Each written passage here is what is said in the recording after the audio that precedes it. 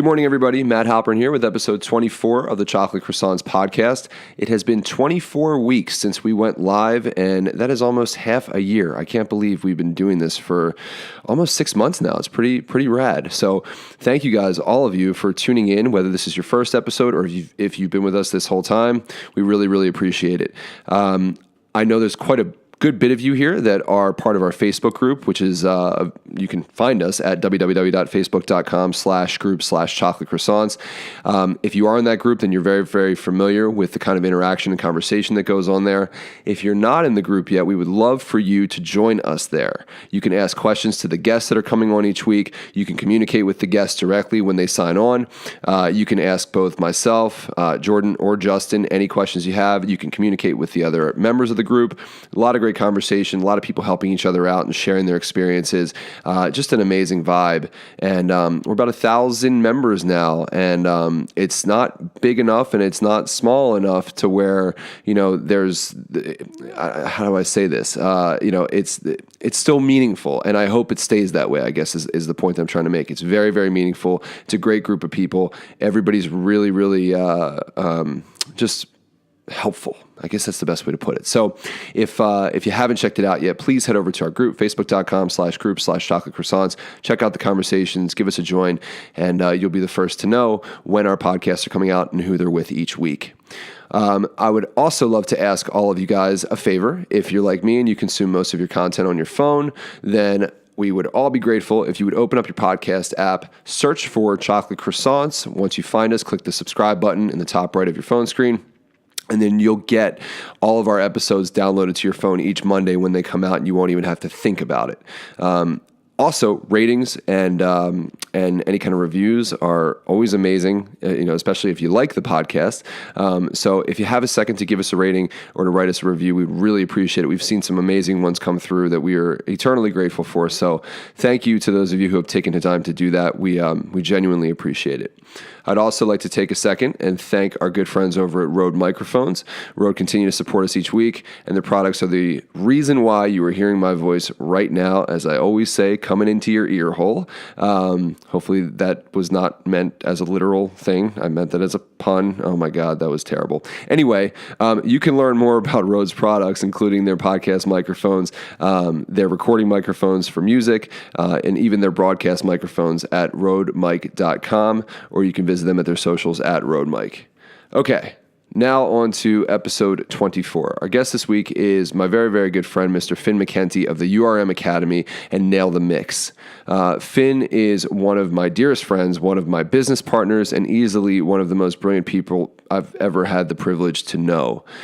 He built the music and audio channel over at Creative Live. Prior to that, he worked for Abercrombie Fitch, Procter & Gamble. He's an avid writer on his blog, The Punk Rock MBA. And we've worked together on a whole bunch of products. He helped me develop pitches for Band Happy when we were looking to sell the company. He is currently the brilliant marketing mind behind Get Good Drums and companies like Horizon Devices. And just in general, he's one of the most straightforward, no bullshit, genuine dudes out there. And I love talking to him pretty much on a daily basis. We're always on the phone or we're texting each other and working together. So it's a privilege to learn from him, to hear his insights, and to strategize on all the things that we do together.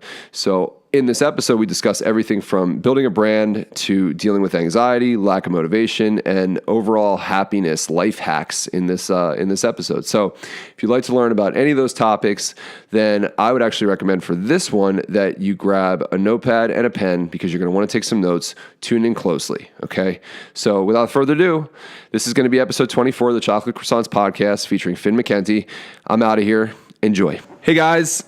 Matt here with Jordan and Justin, and our guest this week, Mr. Finn McKenty from the URM. Well, actually, Finn, you're now with Nail the Mix, not URM, excuse me. Although you're running, it looks like the socials for URM, right?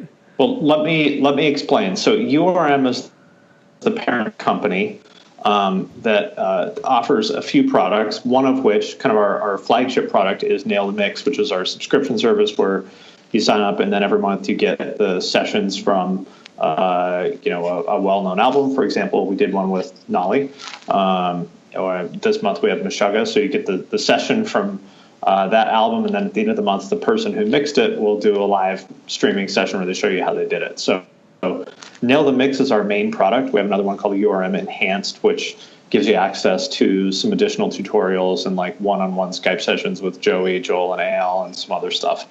We also have like one-off courses, I think, called Speed Mixing, which is this kind of high-end course that like teaches people how to get like ridiculously fast. Like Joel could mix a song in like 3 hours. And so, yeah, URM is the parent company. We have a bunch of different products under that, the most well-known of which is Nail the Mix. Got it. And this is a new thing for you. We're coming off now, I think, your second week working with Nail the Mix, coming from Creative Live. Yep. And, it's really interesting because I've obviously been aware of the platform that Nail the Mix is for a long time. It's a music education platform. The guys that run it, Joey and Joel and AL, have been doing a great job with it over the years. How are you feeling so far with this transition, and are you happy with the move that you've made at this point? Oh man, I'm thrilled. I have nothing but positive things to say about Creative Live too, but it's just I've known all these guys for years and worked together with them in various different capacities. For example, AL, for anyone who's not familiar, Creative Live was my previous job. I did influencer marketing there and some other stuff for them. Creative Live is what we call it the world's largest and best online education platform for creative professionals. So their biggest, it produces video education. The biggest market there would be like photographers and graphic designers. I started the audio channel there where we did music production stuff with people like Joey and Nolly and Kurt Ballou from Converge and Ben from Dillinger Escape Plan and a bunch of other folks. That's how we met initially. I remember. Exactly. I remember when Periphery. That's right. Periphery was playing where Studio 7 in Seattle. Mm-hmm. You came out and we hopped in your car and we made out, and then we talked about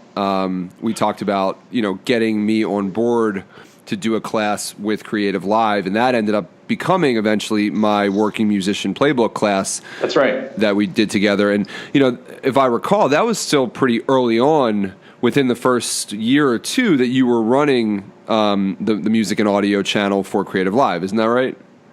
Yeah, I don't remember the exact date because, it's like life is a blur, but it was fairly early on, yeah. It was an awesome class. You did an incredible job, and I still point people to that one all the time because I think it's probably the best collection of information. Like if you want to be somebody like you who is a musician that makes a nice living, does cool shit, I can't really think of a better set of information on how to do that. This is Jordan here. Matt, I was on that with you for a segment, and I think that's probably the first time you and I actually collaborated in some way. Yeah, we did a brief chat. It was later or was it for extra content? I can't recall. I don't know. I remember Kevin, the drummer, had downloaded or, purchased it, and he showed me at one of our lessons, but my involvement was more of how to monetize drumming or music skills in other ways besides performing or recording and teaching. Right. That's right. Which you've done pretty magnificently with Beatwell. That class was a lot of fun. It's interesting though, looking back now, the music industry has evolved so much even since that point, and my experience has continued to grow even since that point. So when I watch certain parts of that, a lot of it is very, very, very much credible, and most of it is very credible, but there's certain things in there that I would love to update. So I don't know if there's ever a chance to do that. And Finn, obviously you're not back, you're not at Creative Live now, but if there's ever a chance to do that, I might reach out to the people over there and see if there's a part 2 / update that I can do to some of the information. So I don't know. We'll see what happens. But yeah, and then Finn, so since then, since you and I first did that initial class, then we worked together with Nolly on the Studio Pass class, which has been, I think, one of the better selling classes on Creative Live, and rightfully so. I mean, Nolly is a wealth of information for recording. You've obviously had him now on Nail the Mix, and he's done a great job there too. So, I mean, bottom line is you were able to build a channel there that really, I think, exceeded, anyone's, and forgive me this, I mean this in a good way, anyone's expectations at Creative Live, because I remember you telling me that, there wasn't a lot of, it wasn't as let's say funded or as popular as something like the photography channel or the business channel, but you managed to really build that thing up into something much, much bigger than I think anyone ever really expected. And I mean that, like I said, in a really good way. Do you view it that way too? Kind of. So let me back up and maybe explain something. Some people listening to this may know this, other people may not, but it's an important thing to think about in general. There's a term that I used to do a bunch of work for Procter & Gamble, who make giant, massive consumer brands like Tide and Febreze and Swiffer and Balance and all that stuff, which I worked on. And they have a term there called size of prize, which basically is their term for if we do a really good job of executing this thing, how much money will we make? And I don't know what their kind of minimum size of prize is now, but the time I was working there, roughly speaking, if it wasn't going to make them $250 million a year, it was just basically not worth their time. And so it's important to think about, and size of prize, what the cutoff for what the minimum size of prize is going to vary for every business. If it's for an individual, making $100,000 a year off something would probably be pretty awesome. Although there's some people, Mark Cuban would be like, nah, I'm good. $100,000 a year, don't waste my time. For a small business, maybe a couple $100,000 a year is good. And then for a venture scale business like Creative Live, which has raised about $60 million to date. So, you do the math, you figure the company is worth a couple $100 million. For Creative Live, something like a new channel is probably not going to move the needle if it's only making a couple $100,000 a year. A couple $1 million a year starts to get interesting, and then $10 million a year or something like that would probably be. I mean, I'm. This is all unofficial. I don't work there anymore, so I'm speaking. This is only my own, speculation, but somewhere in the high 7 to low 8-figure range is probably what they're looking for. So when you're talking about things like music, not too many things in music make that kind of money.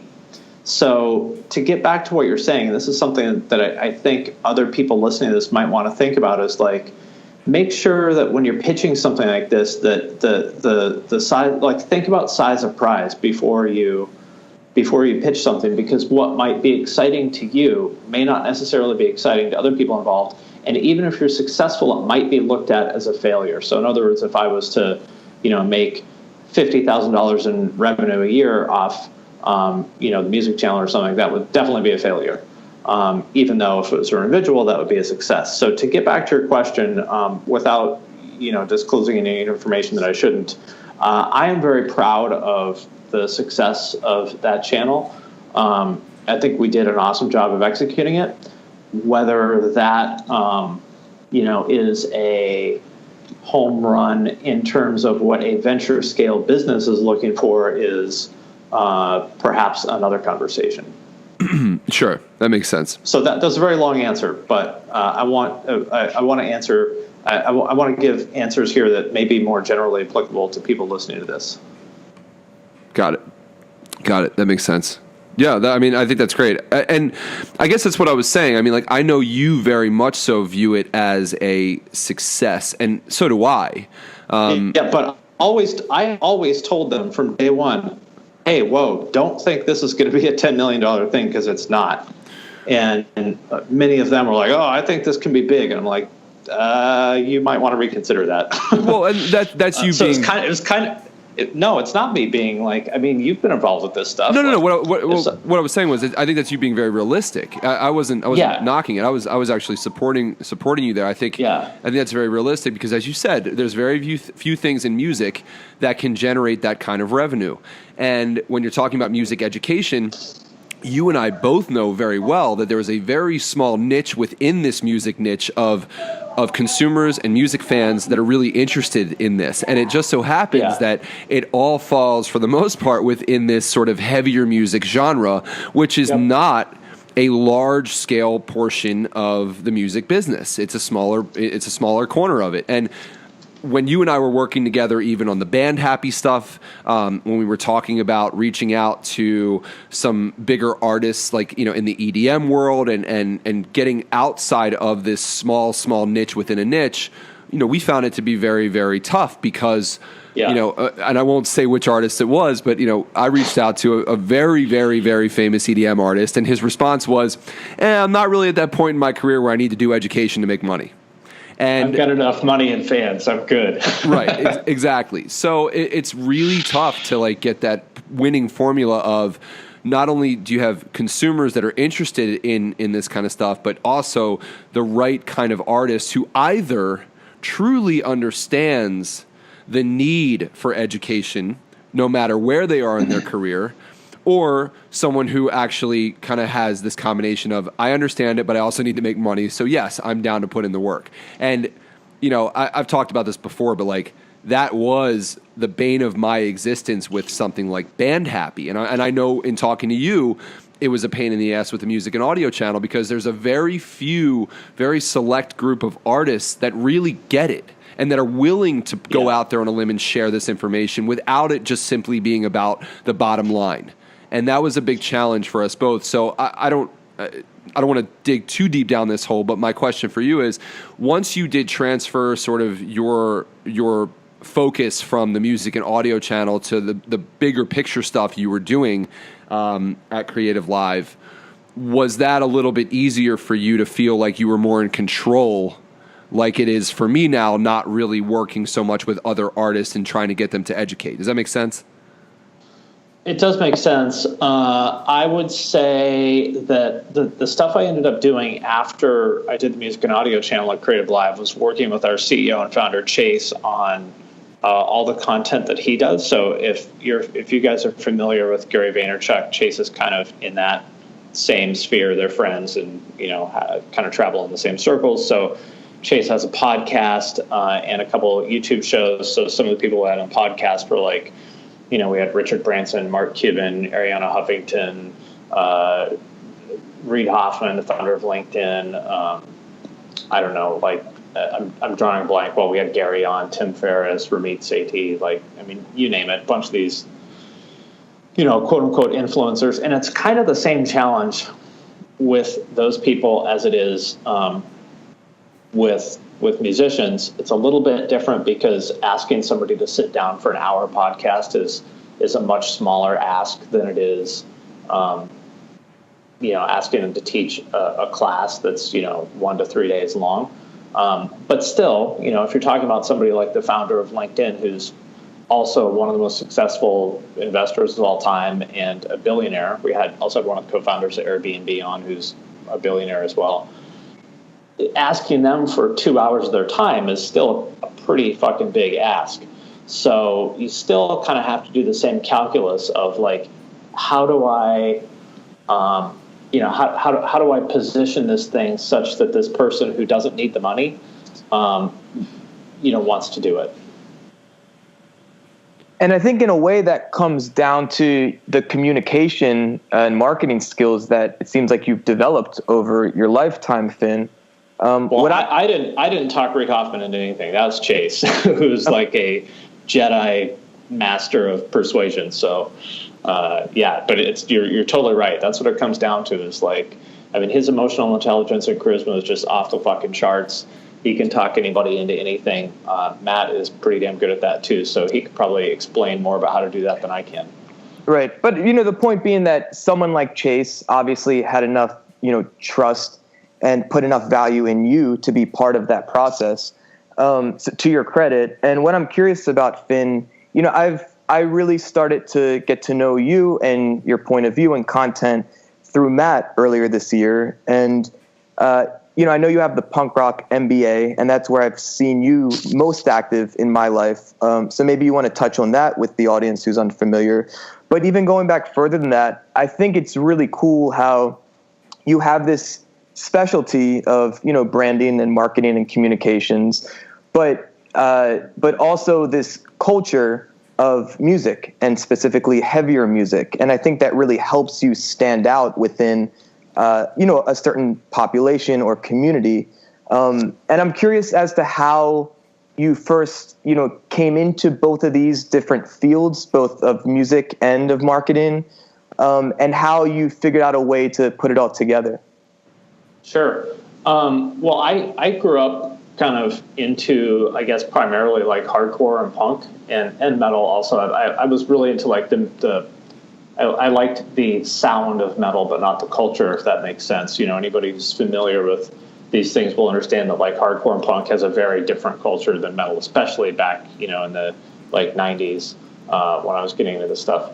So I was always into that, just kind of, for probably all the same reasons a lot of people listening to this are, because I was weird and angry and whatever. And so I was also just always really into making stuff. I'm just the sort of person, like, I was an only child and we didn't have any money or a TV or any of that stuff. So I just kind of had to like amuse myself with what I had. And so I've always been into making things. My mom had a funny story about me when I was 2 or 3. I don't remember this, but woke her up and like, at 3 a.m. or something, like all groggy. And I said, want something to do, put hands. So just always into like making stuff. And so I started making like fanzines back in the day out of like my parents' basement, and ended up selling, a few thousand of these things all over the world through the mail. If anybody's familiar with like, it's still around. There's a magazine called Maximum Rock and Roll that back in the day was kind of the like centerpiece of like the global like punk community. And so there's like classified ads and all this stuff in there. And so I would just, in the same way as you might DM people on Instagram now, I would send people letters, and just through the mail, like sold a few thousand of these things by the time I was 18 or 19. All over the world. And so that was kind of I didn't really think of that as like an entrepreneurial venture, but I guess it was. Mm-hmm. And so that, and just from being around so long, I just know so many people, kind of from that culture. And hardcore is an interesting thing in that a person that some of us know, Mike Mowry, put it well years ago. He said, behind every good operation, there's a hardcore kid. And that's kind of true. Like almost every business that has anything to do with like creativity, like there's somebody involved with it that comes from like the DIY hardcore scene. And I don't know why that is, but it's true. And so I realized that later on in my career, like now that, I'm 39 now, and I realized this a few years ago, but like people like me or like, Ryan Clark from Demon Hunter or Ryan Downey or, Mike Mowry, any of these people like that are doing cool shit now. And not just in like the music or entertainment space, but I don't know, like I can't think of an example off the top of my head because I can't, but it's just like almost without exception. Well, okay. So I worked at Abercrombie Fitch doing marketing for 4 years. And so you were the hardcore kid there. No, probably 75% of the designers there were hardcore kids. Wow. Like the first day the person who got me the job is a guy I know through being into like really obscure, like gross gore grind and death metal. Then like the first day on the job, I sit down next to this guy who I'd never met before that was listening to Bulldoze, which is this like really like ignorant, like beat down hardcore band, and like everybody there, like the person who interviewed me, I was talking to him about Poison Idea and Suicidal Tendencies, it's like, I was like, okay, I see I'm not like when I was younger, I felt like I was the odd man out. But now I see that once I'm older, there's a lot of people like me and like you guys who, grew up into like weird music. But as we grew up, like we didn't necessarily leave that behind, but we branched out into other things. And so that is what made me kind of get the idea for the punk rock MBA, which is I was like, man, I want people to understand that this is a thing, and I want to document the stuff that people are doing. Or like, so for example, a friend of mine who played in this hardcore band called Judge is like an attorney now, like an entertainment attorney. Or Justin Brannon from Indecision is a politician in New York, like pretty successful. And he just won some, I don't know, he just got some new position. I don't know what it is, but there's just all these people doing cool shit. And I want to document that, like, so that the younger generation understands that that is a pathway for them, because I didn't understand that. And apologies if I'm going on too long here, but one of the things that I realized is that when we're talking about, like, think back to like high school or even younger, junior high, whatever, I think you can kind of divide the kids into three groups. There's like the troubled kids who, obviously have problems and need help.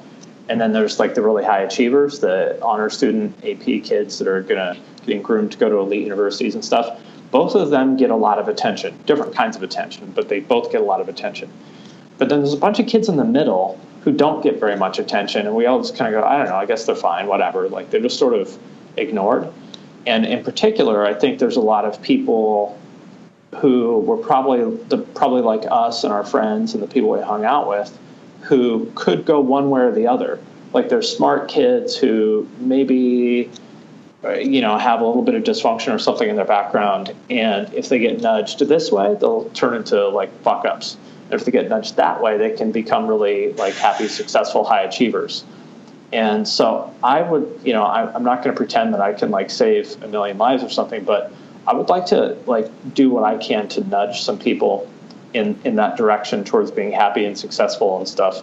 And a lot of that, I think, is just showing them that it's possible, because I didn't really know that when I was younger. Nobody told me like, hey, did you know that you have the following options?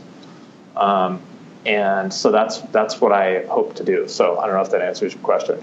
Yeah, man, it's really cool. And I think all three of us here can relate to it. So for context, Justin and I have played in bands together, for a long time. And when we were 18, 19, 20 years old, I was able to then realize that through this band, it would be an amazing education in, creating a brand and marketing and monetizing a brand and just running a business and learning how to be a booking agent and publicist. And these are things I've talked about in previous episodes. Yeah. But, I've done a lot of college, and it was really being in those bands where I feel like I got the best college experience that's allowed me to then take those skills into other fields.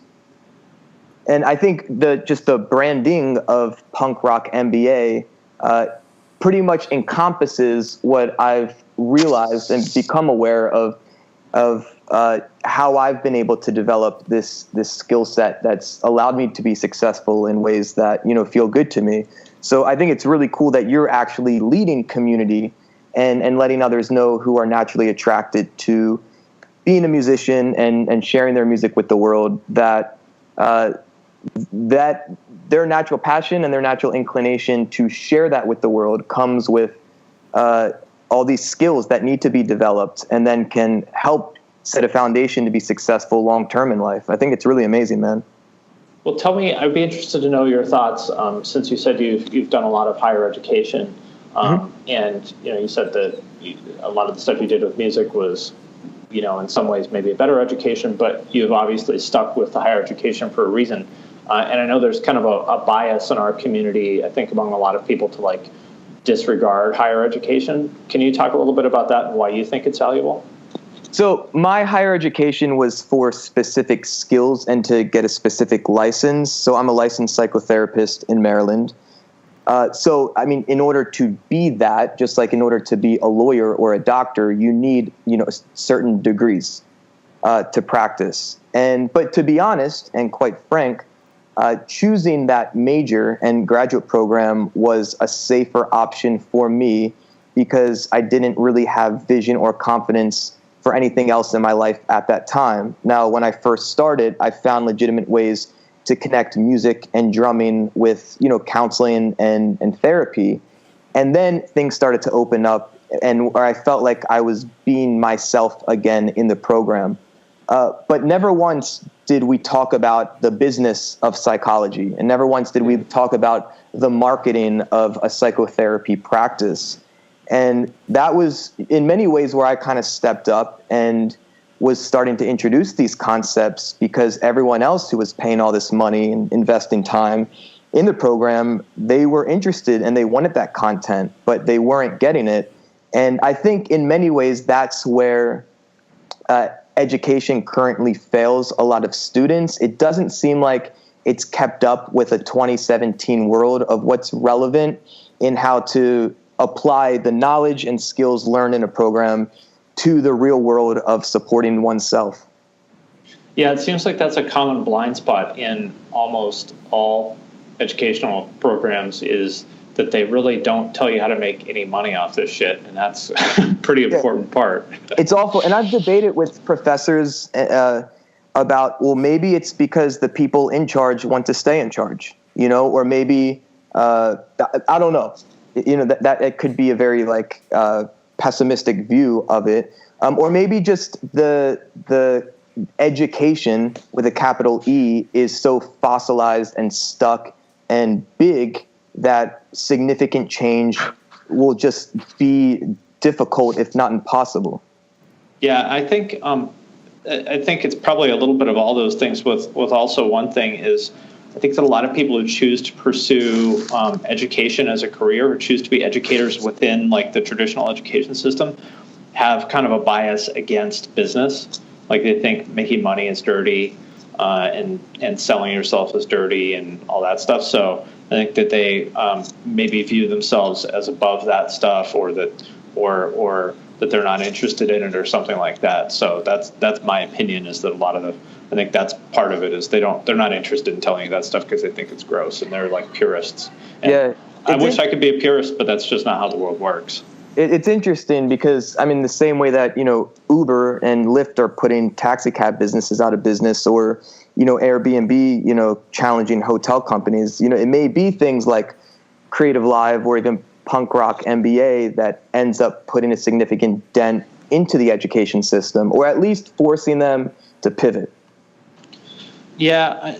So we've talked about that quite a bit, with Creative Live. And my personal opinion is I've said this many times before, but I'll say it again, is I am a believer in higher education, but I think that the onus is on the student to make the most of it. If you expect the professors to give you everything, it's just not going to happen. That's not the way life works in general. Maybe you'll get lucky and you'll find some, people in your life who you just kind of stumble into these people who will help you. But I think in general, you've got to take the bull by the horns, and all those resources are there. And so I guess what I'm trying to say is, with the criticisms that we just said of the educational system, I think we've also got to recognize that students need to hustle a little bit more. And if you expect to just go to this educational institution and come out of it with a life handed to you, that's fiction. That's not how the world works. So I went to school at the University of Cincinnati, which is a middle of the road state school.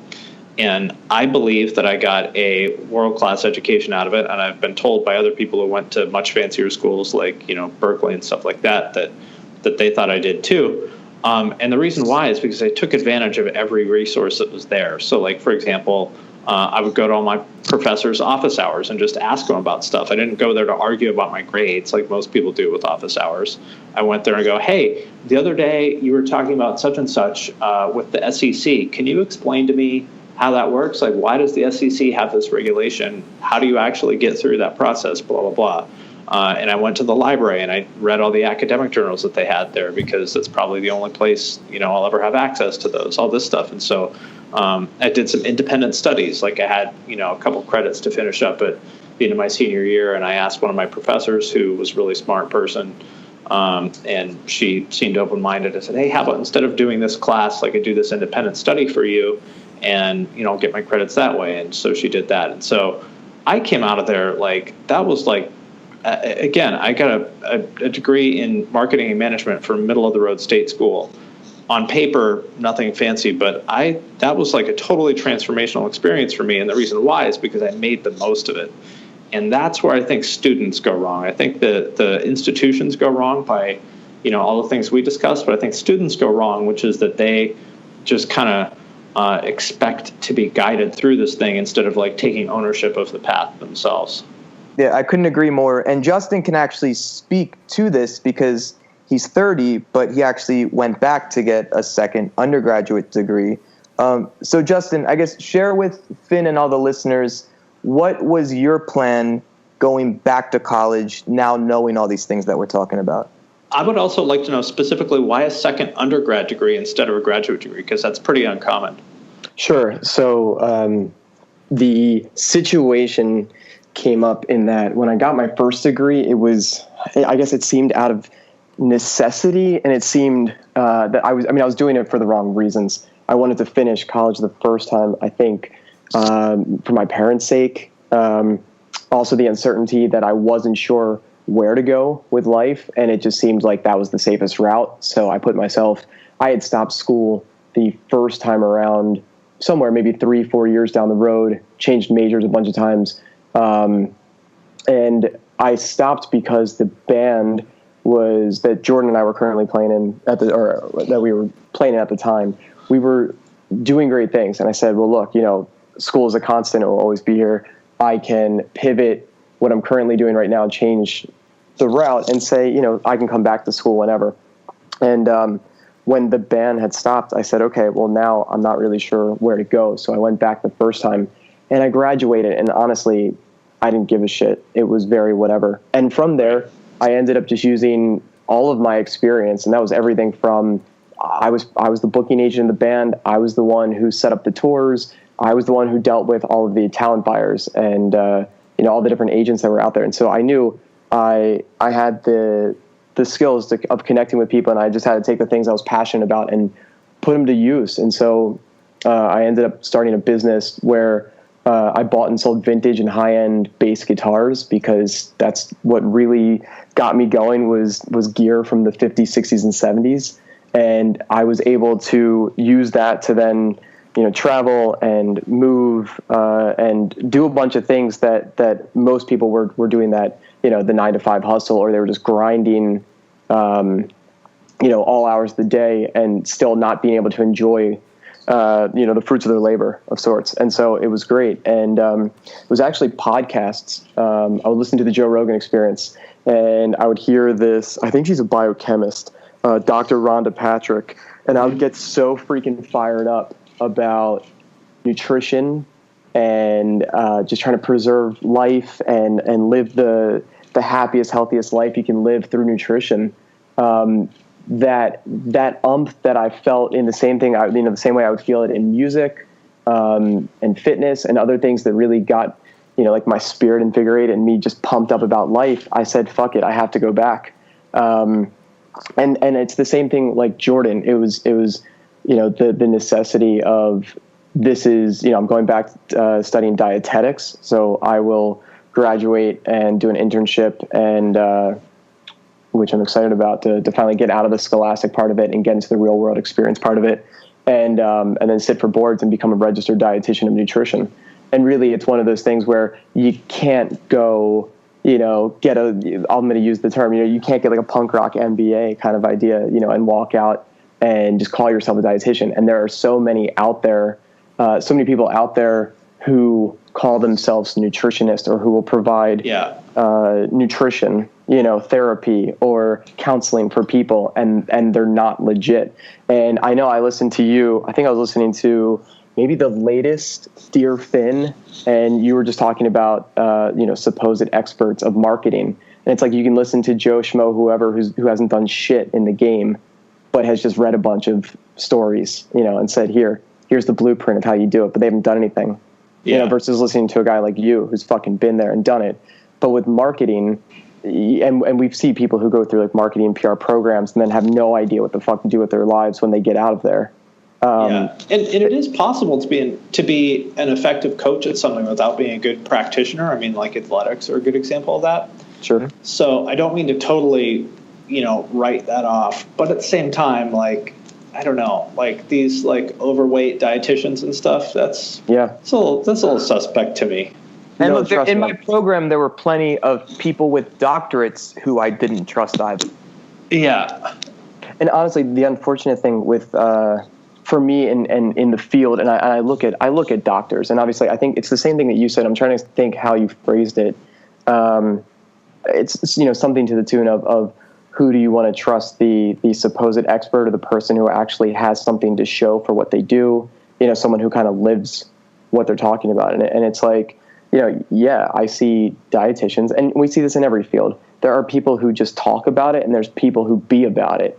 And obviously, the ones that I look to as people I look up to, who I look to for the most innovative and cutting edge research, and who are really pushing the envelope and are denouncing all the shit that's out there, because there's just so much out there that is just so bad and wrong, like proven wrong, but they're just stuck in their old ideals, so it's it's the same thing. You just have to look at who's out there doing good research and with the right intentions in any field, and actually then living it. And yeah, to your point, my like general practitioner who I used to go to, I was like, fuck, this dude is like, he's out of shape. He's heavy set. He's not living, like his best life when it comes to his health and not practicing. Yeah. And so like, I just stopped going to him because like, I was like, I don't want to listen to this guy. I can't trust him. And the unfortunate thing about the medical side, the doctorate side, is doctors don't really take nutrition. I think the infrastructure is more set that they push pills. And obviously big pharma is a whole other issue, another can of worms we could get into. But I mean, that's in part of me going back to school, because I know that with my struggles of nutrition growing up, my struggles of thinking so much about the aesthetic of being a musician and knowing my instrument, well as well, but, and writing good songs, but that kind of stuff. I know that my story will help others. And that's really the main reason to go back, is that, one, my passion for it, and two, that there's so many people that are being misinformed, and I want to be somewhat of a guiding light to try to help people just with real knowledge and try to make a real change for people. Matt, you had a thought, you said? Yeah. I was just waiting if anybody else wanted to follow up. No, I mean, it really just goes back to what you guys were addressing before, and Finn, what you were talking about before when you were in school, which is taking the initiative to really go ask the questions and dig deeper. I mean, that's really what I think all of the students of mine and all of the people that I think collectively we even see in the Chocolate Croissants group are doing, that are really advancing. All of my friends who are the most successful at what they do now dug deeper than just what was on the surface. They didn't just take the classes and go party, or excuse me, they didn't just kind of hope that they would figure it out as they go. Actually, Finn, we have a mutual friend named Evan Taubenfeld, and we all know Evan. And Evan is a brilliant guy. He did go to school as well. I don't recall if he actually graduated college, but one thing that I do know about Evan, which has made him extremely successful today, is that he read books on his own time and took the initiative to learn about the industry in which he was working. So he didn't just like go through and, so for those that don't know, Evan was, for a long time, he was the guitar player for Avril Lavigne. He wrote songs with her. He now works for a major management company, is in the publishing world. And Evan has always been really... By the way, let me interrupt really quickly. An example of a hardcore kid being behind every successful operation is that one of the partners in the company that Evan works for is Matt from Judge. There you go. Yeah. But go on. Yeah. I mean, my point is, as a kid, being 18, 19, 20, I just remember Evan reading books about the music business, reading books about business in general, learning about publishing, setting up meetings with lawyers, setting up meetings with publishers, asking the questions. And now when you look at what he does for a living, I mean, he's a true expert in his field, and it's not a mistake and it's not by accident. He really put in the work.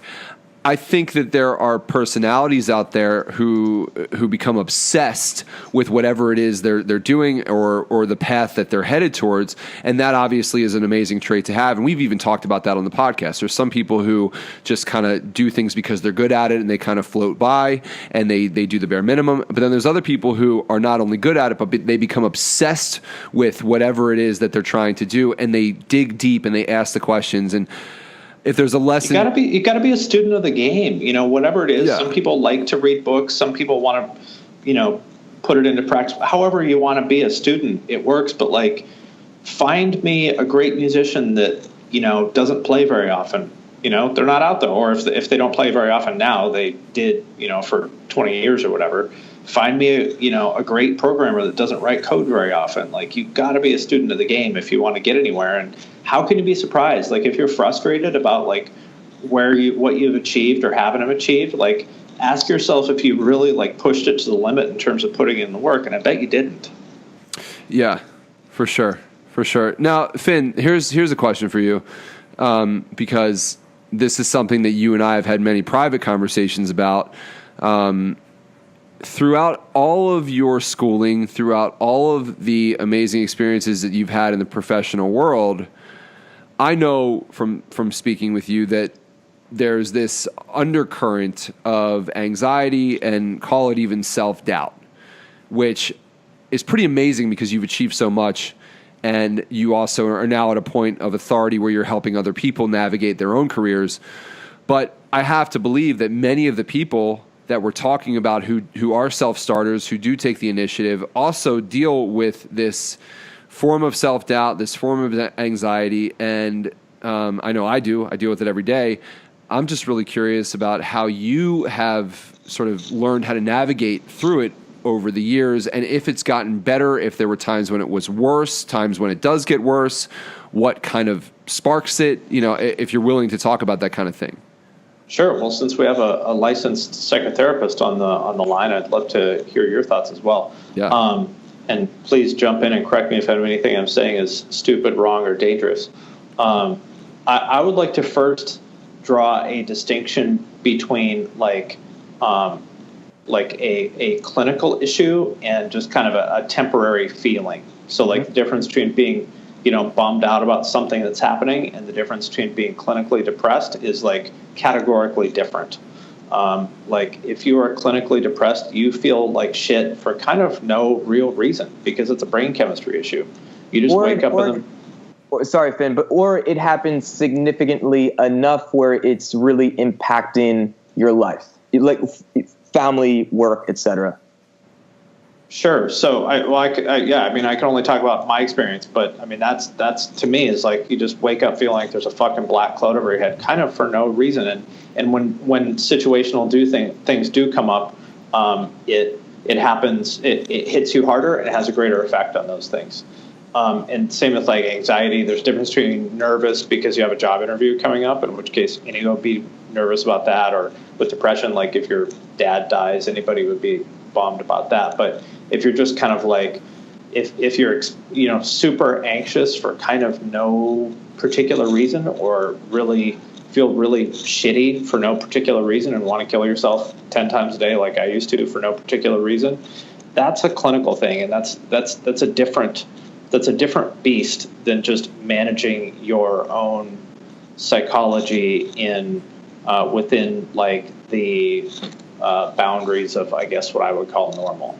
So that's my opinion, but I would love to hear yours since, again, you're the expert. Yeah, so with anxiety, for instance, if you really can't point to why, then most likely it would be classified as a generalized anxiety disorder. But again, using the terminology of disorder, it has to be a level of severity for a specific amount of time, where you would be able to say in a self-report it's significant, or others in your family could say in a report it's significantly causing distress in your life. Now, if if someone in your family dies, then yeah, you're going to be fucking depressed because that's normal, but it could lead into a depression disorder if, I guess, relative to the, general public, 3 years later, you still can't get out of bed because of it, So I wouldn't just say you don't know why, and then it's a disorder. But there's a matter of specifics as far as duration and how it's affecting your day-to-day life. So the reason I'm asking about this and kind of want to poke at this a little bit is because, and again, please cut me if I'm saying anything stupid, is that it drives me nuts that I hear people, especially on like social media and stuff, who are, to use the word neurotypical, who don't get it, say stuff like, that you should eat more vegetables or go to the gym or something like that. Yes, of course you should do that stuff, but that's not going to fucking fix your brain chemistry on its own necessarily. So I think it's very dangerous for people to think you can manage all these things like without the help of a professional if you have an actual disorder. So like if you think you have a disorder, or even if you just think you might, you should go talk to a professional. Maybe they'll tell you, nah, you're good, but maybe they might tell you that you need to get some help with that. And it never occurred to me, I realized that I have had I guess they call it dysthymia, for my whole life. And I never even thought about it until I was 30, because nobody ever told me hey, you should probably go talk to a doctor. And then I did, and, got on some medication that helped me out, blah, blah, blah, which is a whole other topic. But it never occurred to me. And I realized I was I just thought life sucked. I was I just figured because everyone in my family, my mom, I realized probably had depression too.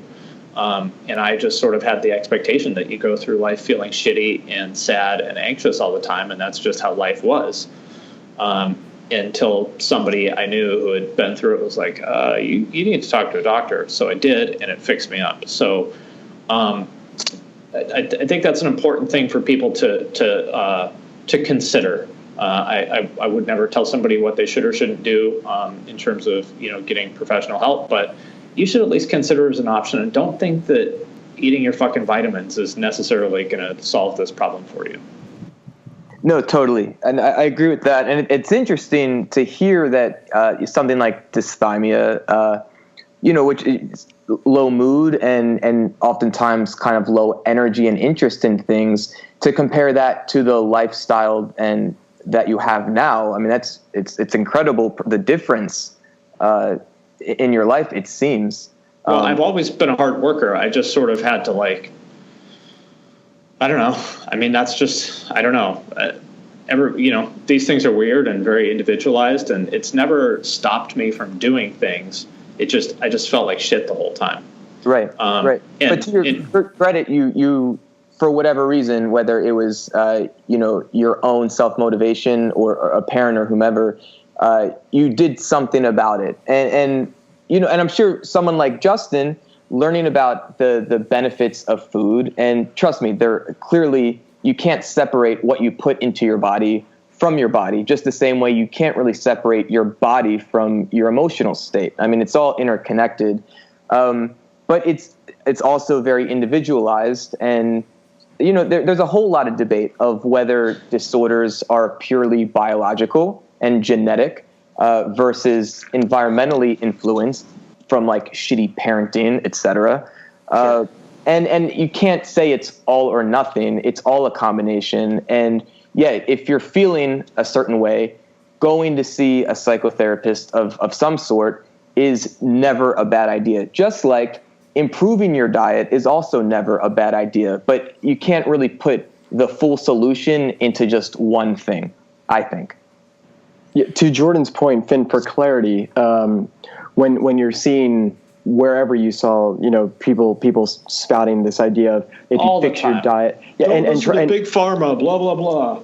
Right? No, it's totally out there, and we know that, and it's people who generally are just trying to promote themselves, by throwing out whatever the big topic is at the time. But the people who are putting that out there, are they saying it in hey, if you're clinically depressed, or if you feel, as Jordan was saying, it's something that you've been dealing with this for years, because I think dysthymia is something that lasts for years, right? Yeah. And something that you dealt with for years. And it's actually interesting to see how much you did while, having that disorder, even though, to your point, you said that you were just a hard worker. But I mean, that's still, for me, even when I just feel off, when I get up in the morning and like my stomach feels like shit, maybe, I start to think of, I go through the motions of like, okay, well, what did I do and how can I change that? And generally I'll start with, just proper nutrition and exercise to try to get myself to start feeling better. And obviously that has nothing to do with if you're clinically ill, Well, here's what a lot of people don't get is, and again, these things are individualized, but like people think that it's like make good choices and then your brain chemistry will get in the right place, which may be true. But it's oftentimes the opposite, which is you're not going to make healthy choices until your brain chemistry is in order. And you see this a lot. I mean, this is why a lot of people end up getting into like drugs and shit like that, is to self-medicate. A lot of people like know that they should be making healthy choices about food and exercise and all that stuff, but just it's fucking hard. Like if you've ever dealt with this stuff, like it's hard to make those good choices. You're fighting against your brain. And so people have the causal relationship inverted in a lot of cases. I mean, my stepmom is a good, like, again, these are individualized, so it's not like there's one thing that's going to be true for everybody. But I just think it's such a dangerous thing to give people the idea that they can or should manage these things on their own if they believe that they might have a disorder. It's like it could kill somebody, for one. And even if it doesn't kill them, it could. You may be encouraging someone to like live a miserable life when they didn't have to. Like if all you need to do is take your Wellbutrin every day, like I do, and you feel fine, like that's fine. Like the idea, like you hear all these people on Facebook say stuff like, "Well, I don't want to be dependent on a pill." Okay, well, diabetics don't want to be dependent on insulin, but here we are, So. That's kind of the world we live in. And so it really irritates me, especially among like, I guess what we'd say, like people from like an alternative lifestyle who are skeptical of like institutions and authority figures and stuff like that, that I think give people really dangerous advice. I totally agree with you, Finn. And really, once you start getting into the like, oh, you're dependent on a chemical, for like a pill, then you can open up the can of worms of being dependent on sugar or caffeine. Sure, exactly. But I do want to make mention, though, because you brought up this chicken or the egg type thing of, well, is it your behaviors that change your brain chemistry, or is it the brain chemistry changing first to then it's influence? Probably both. It's both. And so, for instance, the business Beat Well, like it's all founded on evidence-based research of these group drumming protocols actually having significant changes in our brain chemistry and the body in general. So by doing certain things, whether it's drumming a certain way or mindfulness meditation or exercise, you actually do change the expression of brain chemistry. So I do want to make that. And by no means do I want to advocate what they used to call it at Procter & Gamble, the chemical hammer, that like, every problem should be treated with chemistry. That's for sure not my point of view by any means. Mm-hmm. I just don't want to, I think there's such a bias against that even being an option. That's kind of specifically what bothers me. And I did want to point out, specifically in regard to anxiety, I mean, it sounds totally like you guys are going to kick me in the balls for being so stupid, but I was having really bad anxiety the past year, and yet I refused to cut back my caffeine in the morning. So do you think that those two things might be related? That I'm drinking a shitload of caffeine in the morning and also feeling extremely anxious? It might be. Because I experienced that. There's nothing I love more than a cup of coffee first thing in the morning. But it also sometimes, if it's too much or too strong, or I'm just in a certain state of being, it will create jittery feelings, and which becomes anxiety producing. And then sometimes for the first half of my day, I just feel kind of off, and it sucks. Yeah. Also, one coffee. Like I had that feeling like for the first half of the day. So, like if you're crossing the street and like you almost get hit by a car and like, they miss you by 6 inches or something like that. And you're like, holy fuck, like I almost hit by a fucking car and your heart's beating fast and you just feel like shaken. Mm-hmm. I felt like that from maybe like 7 a.m. to noon every day for like the past year. And so if you want some more insight into that real quick, Finn, that is your stress response kicking into high gear. And the stress response is a natural part of, our bodily experience. And it's important because if you see like a grizzly bear in the woods, well then, like you need a certain reaction of things to happen in your body to either fight it or run away. The problem with our culture in general now is that it never truly shuts off because we have the reverse called the relaxation response, where everything starts to slow down a bit. But what happens with our current culture is that the stress response, it's not always in high gear, but it's always this like drip effect. And that's, if you've ever had trouble falling asleep at night because thoughts are just racing in your head, like that's part of that. And for many of us, and maybe it's your case for some reason, maybe it's just your natural chemistry where day to day these responses seem to be more habitual or natural, or who knows what it could be. And that's I cut my caffeine intake by about 80%, and magically that anxiety went away. There you go. So, so with that said, I think it's important to do what you can, to correct that stuff with like exercise and diet and stuff like that. And then also the other thing I noticed, so we've talked about mindfulness a little bit, and so I do jujitsu like every day, like usually 5 days a week, sometimes only 4, but I try to go 5 days a week, like at noon.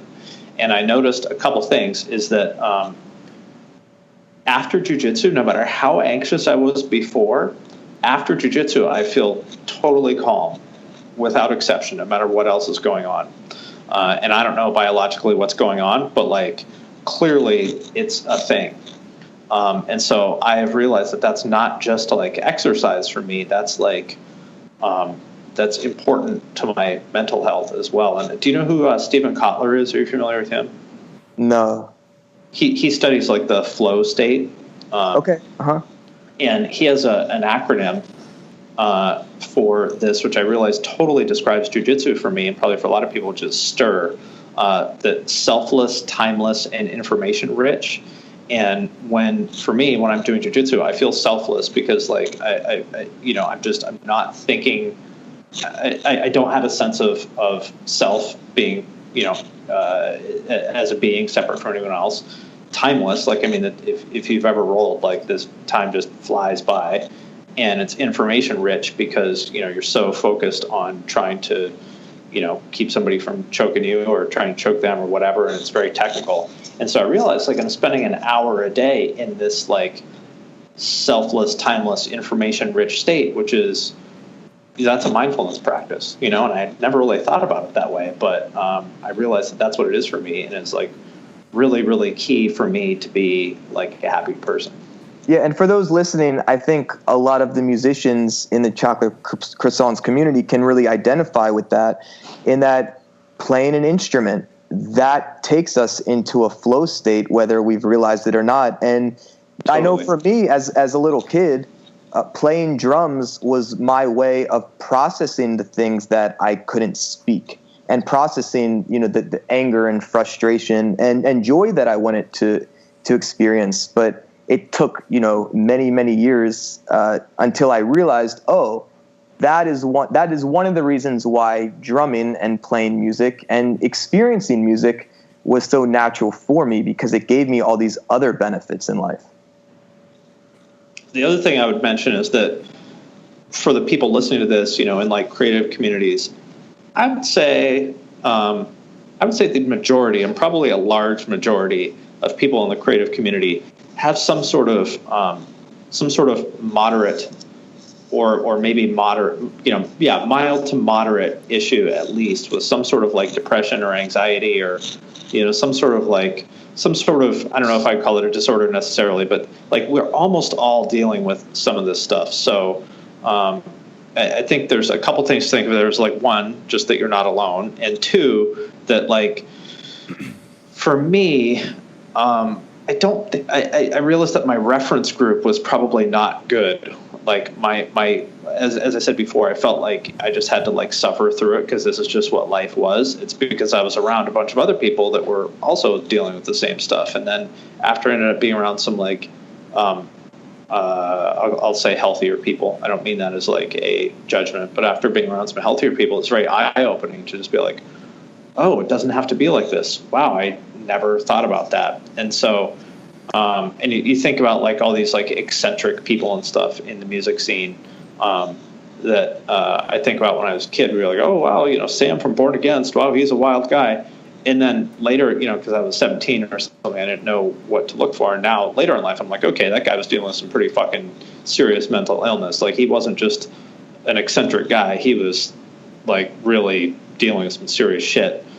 And so I think, I don't know, I guess my takeaway there is like, be careful not to like surround yourself exclusively with people who, kind of may lead you to believe that this is normal when it's not. Finn, I wonder, for musicians or creatives, anyone who really feels that kind of stress or anxiety, for you it seems like the release from all of that is that 12 o'clock, jiu-jitsu where you get to go roll. And it maybe takes you out of the world, the busy world of all the things that you have responsibility to. And now you're in this heightened state where you're actually defending yourself in this like life or death kind of situation potentially. Yeah, but I don't feel like it's life or death. To me, it's like doing a crossword puzzle. Like it's just like, sure, you're figuring it out. It's just like it's a fun activity for me. I don't get that like fight or flight response at all. Like, sure. Not at all. Yeah, but I guess like, then at your point, at least it's taking you out of one world and it's putting you in something completely different. And maybe that's the distraction, or maybe that's the change of state. Yeah, exactly. Yeah, stop one bit of noise. The selfless and timeless part, for sure. Yeah, and what's interesting, obviously I think to that effect of talking about the brain chemistry is just, after we exercise that release of the neurochemicals that will just increase, feelings of maybe elation, happiness, and maybe a sense of calm. And I feel like that is great advice for anyone out there who maybe deals with high stress and a lot of responsibility, and that if people do have a focus on mental health, and I think it's amazing that you're able to maybe get up and start your day, whatever time, 6, 7 o'clock in the morning, you get to work, like you're currently at work, and for you it's 9, 10 o'clock when we started this, and then at noon you're able to dip out, take a break, the idea of like unplugging of sorts, and go roll and be in a whole different mindset, and then you can probably go right back to work. I think the focus on mental health and the people around you, being supportive of you going to do that is really awesome. Well, I've carefully structured my life that way because I realized I need it, and maybe other people don't need that. Maybe we're all different, but I realized that I need that, and of course, structuring my life that way is, hard to do because it's most people can't get away from things for an hour in the middle of the day, right? And B, choosing that for sure has held me back from some other things. Like, I'm not going to be a director at Amazon and be able to like dip for an hour in the middle of the day. So that's a choice on my part. I've chosen to give up some opportunities because, I believe that this thing is more important to me. So who knows, at Amazon, maybe that will become the work norm of taking a break, like the nap pod idea of just like, hey. It won't at Amazon. But, although almost all the guys that do jiu-jitsu with are Amazon engineers, but they're like a little lower on the food chain. Like once you get to be like more senior, it's like you got to live and die for the company. And if that makes you happy, and it does make some people happy, I guess what I'm trying to say here, the larger point is like, for anybody listening to this, my suggestion is we talk a lot about like achieving things, but the goal isn't actually achieving this, that, or the other. Like the goal is to be happy. And there's an assumption in our culture that achieving this, that, or the other will make you happy. And that is not necessarily true. So you should optimize for happiness, not for achievement per se. And for some people, achievement is the same thing as happiness. But I actually think that's a fairly small amount of people. I think probably all of us talking right now and a lot of people listening have like, achieved something or other, thinking that be like, oh, well, as soon as I do such and such, I'm going to feel great. And then you do it and you feel no fucking different than you did before. And you're like, oh, okay, well, I thought once I got to the top of the mountain, everything would be cool. What's going on? And that's because like achievement is not the same thing as happiness.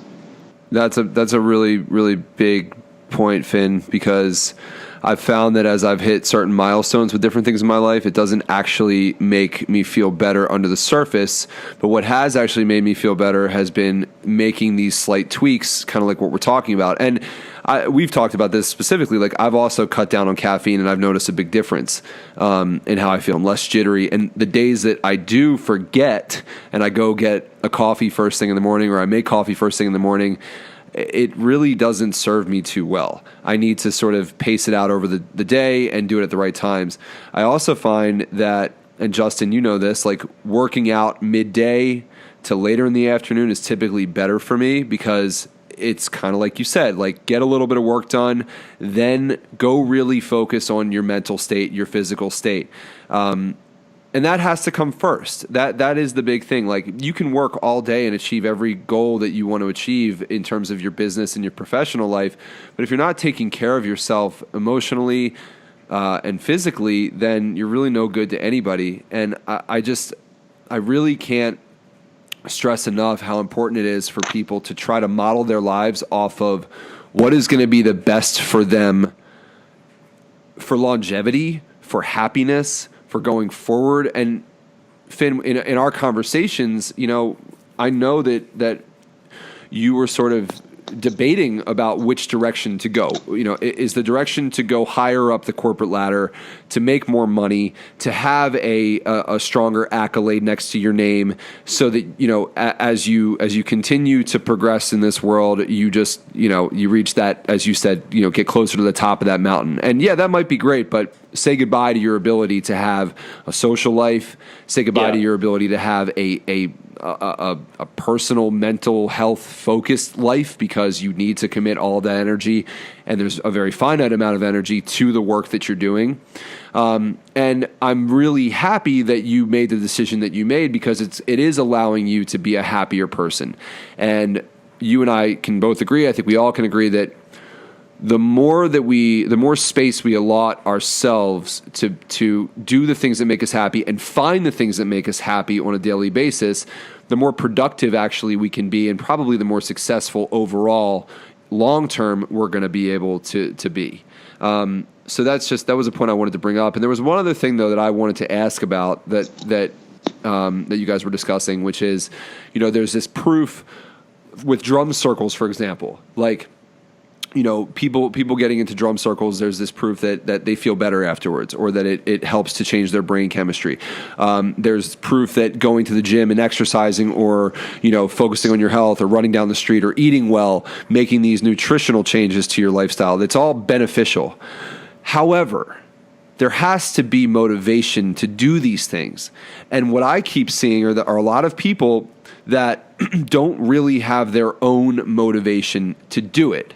And I'm not talking about the motivation out there that we see, like, stay strong, be productive, like what we see from the influencers of the world. I'm talking about like that voice inside your head that forces you to say, you know what, I am going to go do this right now.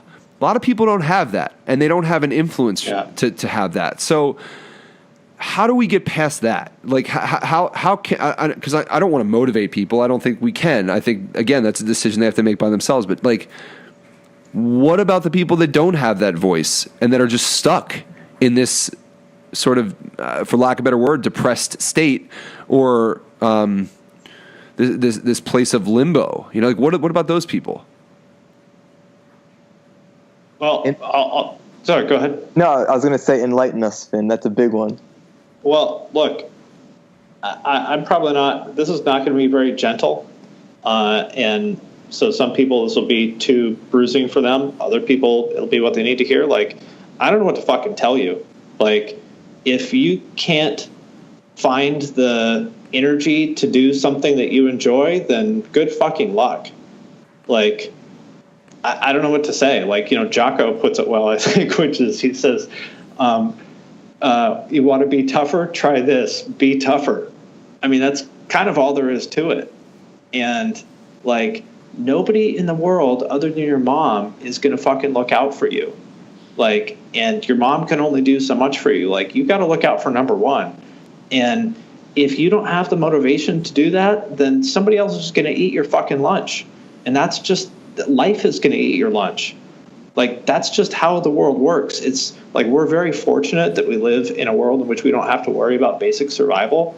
So we become very, like, lazy and complacent and, worry about, like, oh, my boss said something mean to me, blah, blah, blah. Like, you just got to fucking man up and take control of the outcome of your life, whatever that is. And nobody gives a fuck about your sob story, about, like, nobody gives a fuck that I have anxiety or, that I grew up this way or that way. Like, all that shit doesn't matter. Like, you have to take complete ownership of anything in your life. Like, you decide on the outcome you want and fucking will it into existence. That's all there is to it.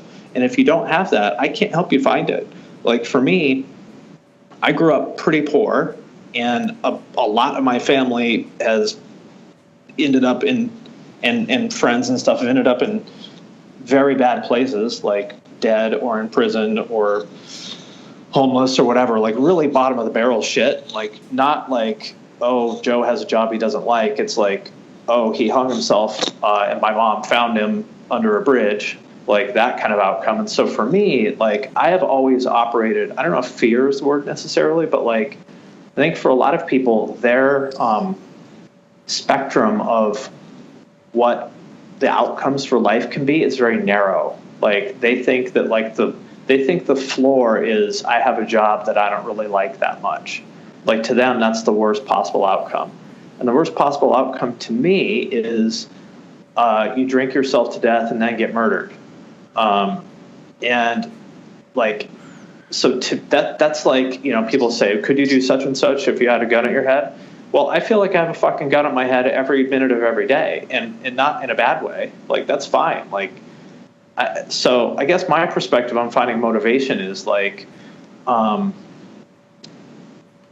if you don't fucking do it for yourself, you're just like letting life sort of cast, you're like a little fucking paper boat adrift on the ocean, and good luck with that. So I don't have a lot of like soft words or compassion for people that are like struggling to find motivation. Like, if you are an able-bodied person, like, in other words, like, if assuming we're not born with any kind of disability in the Western world, the world is your fucking oyster, and you can have absolutely anything you want. So go fucking get it.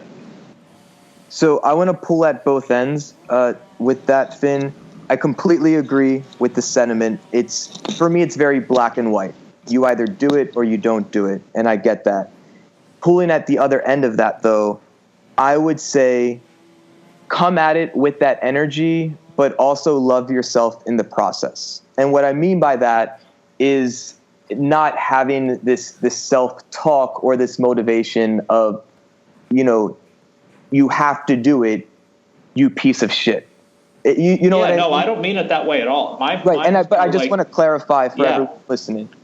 It's more like, dude, you got everything you need. Like, go do it. There's nothing holding you back other than your own psychology. So absolutely, that's a great point to clarify. It's by no means there's nothing negative about that to me.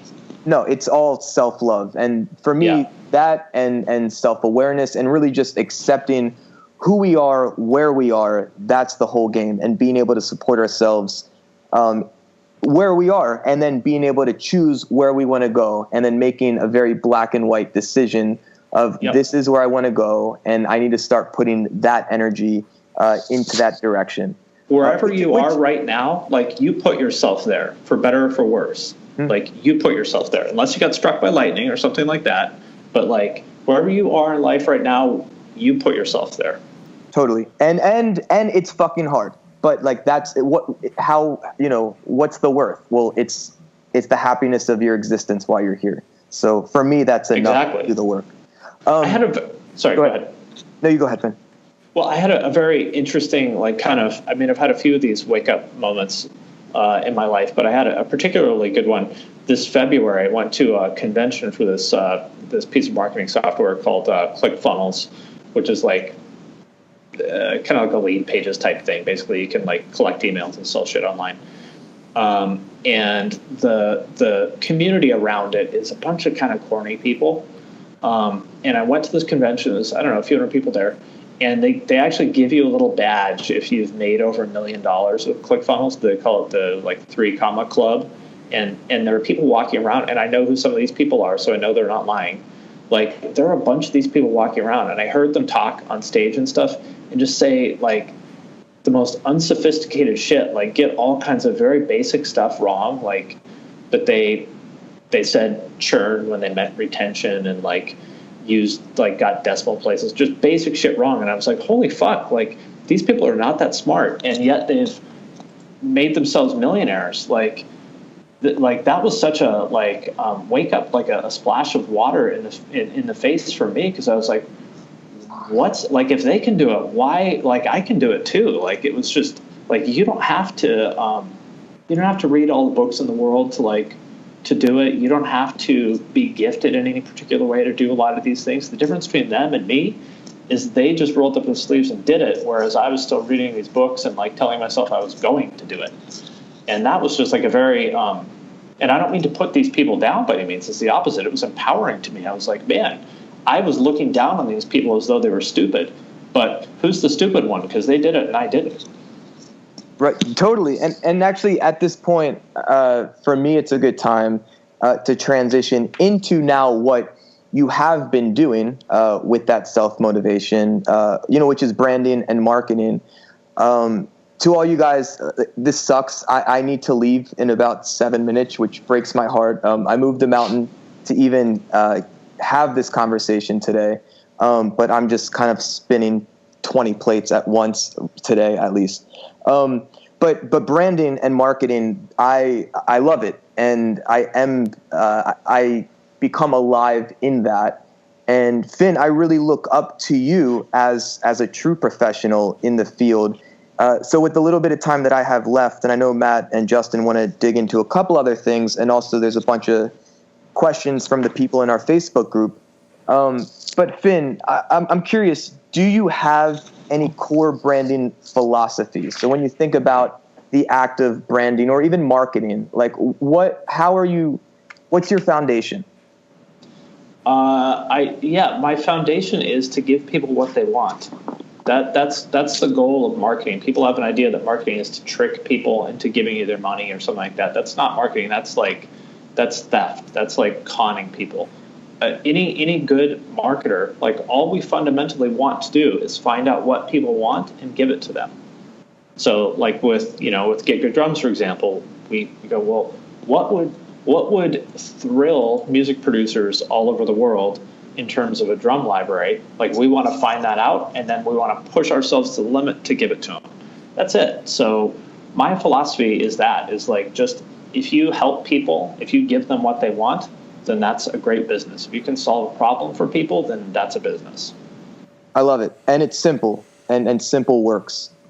So I guess keeping in mind the type of people listening to this, a lot of people are creatives and would like to find ways to share their art, whether it's music or photography or food, with the world and possibly monetize it. Is there any actionable advice? And I know there's a bunch of questions around this type of stuff in the group. And I'll bring one up.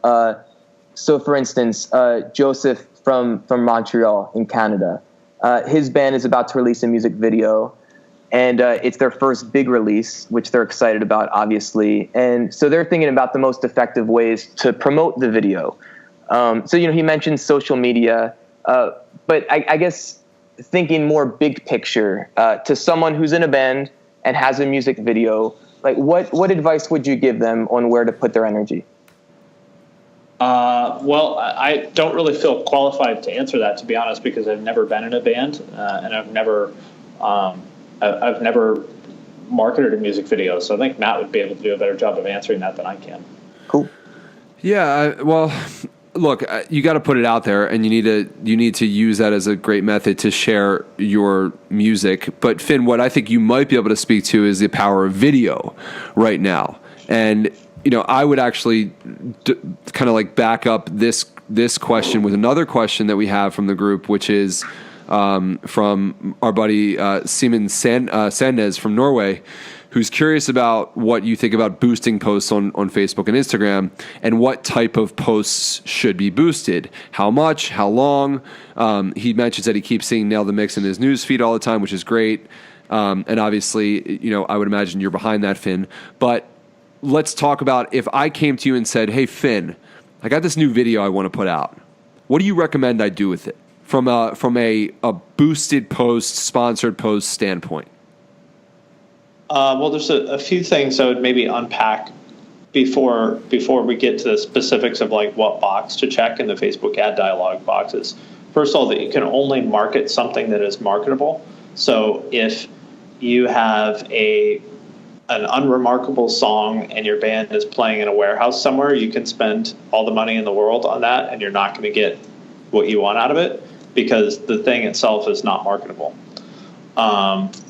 And so you have to, I think, start by being really honest with yourself about I always ask myself, who gives a shit? Like, why would I understand why I'm excited about this, but why should somebody other than me give a shit about this thing that I am trying to promote? And you have to be honest with that. Sometimes you're going to be wrong, but start there.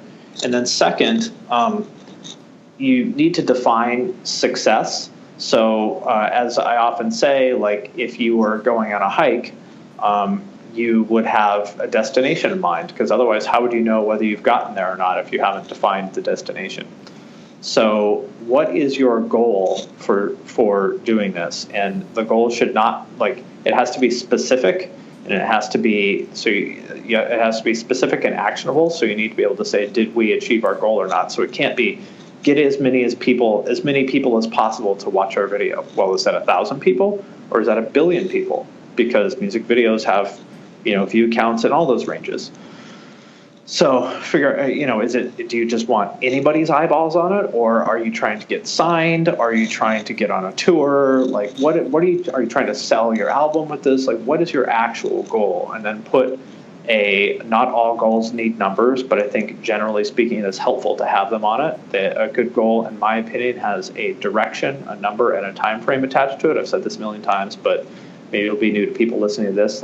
So increase or decrease this or that number by the following date. So, for example, get 100,000 views of our video by January 1st, or increase our YouTube subscribers by 50,000 by February 2nd, or whatever it is, and then work backwards from there. Very cool. I'm going to jump in real quick, guys. I have to go, which breaks my heart. So I just want to personally thank you, Finn. I really, really respect you, and was glad that we got to chat, and I look forward to staying in touch with you. For sure. Hopefully I'm not coming off as too much of a butthole. No, dude, you're the fucking man. And like I said, earlier when I messaged you, it meant a lot for me to be a part of this. I did what I could to not miss it. So thank you. Yeah, man. And everyone listening, as always, you at this point, I hope know that we just love you for your attention and for your commitment, especially in the Facebook group. So I will see you guys all there this week. And Justin and Matt, you guys can take this home. And I love you guys, and I'll see you soon. Enjoy the rest of the day. Thanks, Jordan. See you guys. Have a great day. Good job, Jordan. Peace. Yeah, Finn, I think that's great. And one of the things that you and I spend a lot of time on, specifically now with Get Good Drums, is actually, setting these goals. Like, okay, whether it's running a sale, is our goal to sell 100 units when running a sale? Is it to sell 200 when we launch a new product? how many sales do we want to see within the first week?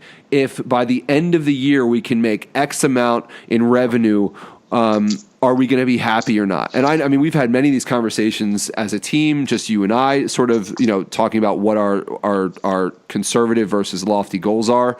But it really does help to set those kind of goals, no matter how far fetched they may seem, because it gives you really something to work towards and to focus on and focus your energy on it and measure as you go. So I don't know. I think what you're saying is great. And to go back to what, the question about the music video, it's like, I think you got to ask, is it a good video first? Yeah. And is the music good? And that's a tough thing to ask, because music and art is very, very personal. And I think it really needs to be like, do you as the band love your song? Do you as the band love your music? Can you put this out there and stand behind it with passion? And if you could put it out there and stand behind it with passion, then it's likely that whatever you put out there is going to have that feel to it. It's like a chef that cooks with love versus someone who's just making a recipe and doesn't give a fuck. So if you have that and then you set goals that are measurable, I think you can achieve a lot. You just have to be very, very calculated, Yeah, well, I guess just to be like, you can comment from the artist's perspective. I'll dig a little bit deeper into kind of the tactics from a marketing perspective, without getting into any specific numbers. When we first worked together on GGD, you said, hey, we would like to sell this many by this date. Do you think that's possible? And I said, well, let me see. And so I, fired up Excel and made a couple models. And I said, okay, here's like kind of a high, I think estimates are a good way to go, because it's very difficult to like precisely predict most of these things. Sure. I made a few models, if you recall. I said, if it costs us this much per click and this many people buy once they click, then it'll cost us this much, and I made kind of a high, medium, and low estimate. And so does that, and then the next thing to do is kind of see if it passes the smell test, is to look at those estimates and go, do those seem like something I could actually achieve in the real world? And we said, yeah, I think so. And we used that as and so we chose one of those as, okay, this is going to be our goal. And I think it was 90 days or something like that. Yeah. That was our date from there. And then we checked ourselves on a weekly and daily basis against that goal to see if we were on track or not. And as I recall, we ended up coming damn close, like maybe 95% of what was a pretty ambitious goal. And the reason we were able to do that is because we had that very specifically defined goal, and then we checked ourselves against that goal, on a daily and weekly basis to say if we needed to change course or if we were good. Definitely. And here's the thing. I mean, a lot of people, I think, are scared to look at their numbers, right? They're scared to look at their bank account. They're scared to look at their numbers. They're scared to look at the progress in the fear of like, oh shit, like it's not going well. But what are you going to do? Ignore it? Like, if you ignore it, then nothing is going to get better, and you're not going to be able to make the tweaks that are necessary in order to achieve the goal eventually. And I don't know what the name of that is. Like, I wonder if there's an actual name for that kind of fear. But that's something that people need to get over when you're running a business. Like, you need to know the data. You have to look at it. And even if you're not good at it, like, do your best to figure out like the basic metrics you need to understand, or bring someone on to the team who really does know that stuff. And Finn, I mean, as an example, you know so much more about analyzing that kind of data than I do. I know the basics. I know what it looks like to say, okay, I want to sell this many units by this date and make this much revenue so we can do this with this, with our earnings to continue to invest in the company. But you really have the knowledge to go in and say, okay, well, if we make this tweak here, we make this tweak here, if we cut back here, if we increase here, if we target the audience better, those are the things that like I don't understand. If you chose to invest your time in that, you could. Correct. Just the same as I could probably be a pretty good drummer one of these days if I chose to invest my time in that. I don't want to. Yes. And you don't want to invest your time in this, but yeah. And so the reason I mention that is because I think you're right that a lot of people are afraid of numbers, and I believe that that's because there is there's kind of a narrative or belief that creative people, quote unquote, aren't good at math or something like that. I thought that for a long time when I was younger, and then I had to take a bunch of fucking math in college. I had to take I think 4 quarters of calculus, 2 or 3 quarters of stats, financial accounting, whatever the other kind of accounting was. I'd take a bunch of math, and I was really scared, but then I got A's and B's in all of it, and I was like, oh, okay, well, if I can take Calc 4 at the college level and get an A- in it, I guess I don't suck at this. And that was very empowering for me. And the things, and you don't have to know calculus to do this shit, by the way. Like, nobody has to do calculus other than engineers, and even then they have software that does it for them. So my point with all of this is not everything has to be about numbers, but this stuff is basic arithmetic. It's like addition, multiplication, division, subtraction. It's not complicated. And I think if you just kind of tell yourself, it goes back to the self-talk thing, tell yourself you can do it. And I think you'll find that it's not nearly as intimidating as you might have thought it was, and that it'll be very helpful to just use these numbers as a way of setting a goal and keeping you on track towards that goal. I think a really good phrase for what both of you are discussing is just paralysis by analysis, over analyzing something and then just freezing up and doing nothing, which for most people doesn't really serve them. And yeah, there may be a point where you need to over analyze or really take a good analysis of what you're currently doing, and that may stop you in your tracks, which could be a beneficial thing from time to time. But obviously just finding the motivation to try to accomplish the goal of what you're trying to do. If you let fear, or anxiety, whatever it is, overwhelm you of what you're trying to do, it's going to be really, really hard to accomplish the task that you've set in front of you. But I find it really interesting because I remember for me being in a band, trying to wear too many hats is a quick way to stop your progress wherever you're trying to go. And I think to that point, it's great to have a guy like you, Finn, who has an expertise in your field that for most creatives, that may not be their strong suit. And yeah, like you said, you could read up on it, you could study, and others, like Matt, who's a great drummer, could now be great in the marketing field. But would it really serve him to do that, or would it serve him better to hire someone like you? And obviously, being able to bring on other team members, one, I think is a great skill to have as a business owner, make those executive decisions that, hey, I'm not an expert at this. Let me just hire and outsource to someone who I trust who can do that. And your point as well, in that if you did study the drums as much as you probably put into marketing, you could probably be a really badass drummer and super technical. For you, I know there's a question in the Facebook group of a guy, Harry Kasi from London, who asked, with working for URM plus running Punk Rock MBA and other various bits of work you do, how do you balance your time, ensuring that you get everything done adequately without burning out? And to add to that, I wanted to add, you even have stuff outside of work that you do in the day, like you talked about rolling jiu-jitsu. Are there other things that you also try to work into the balance, relationships, family, other things aside from just work in your day-to-day? Yeah, no, actually work is my third priority. Number one is relationships. So my girlfriend, who hopefully will be my wife one of these days in the near future, and family, those will always come first before anything else. It is never going to be a situation where I'm going to tell her, tough shit, I have to work, deal with it. That will never, ever, ever, ever, ever happen, because all the career success in the world will mean nothing to me if I'm alone. That's just me personally. These are my priorities. Second is physical and mental health for the same reason. Can have $1 million in the bank. If your physical and mental health aren't where they need to be, then it's worth nothing. So work is actually the third priority for me. And I think that is, it's not my job to tell other people what their priorities should be, but I kind of think I think that's probably where it should be for most people, but I'll let you decide that for yourself. So yeah, work is my third priority. And with that in mind, I do what I can, and I try to make the most out of every minute in the day where I am working.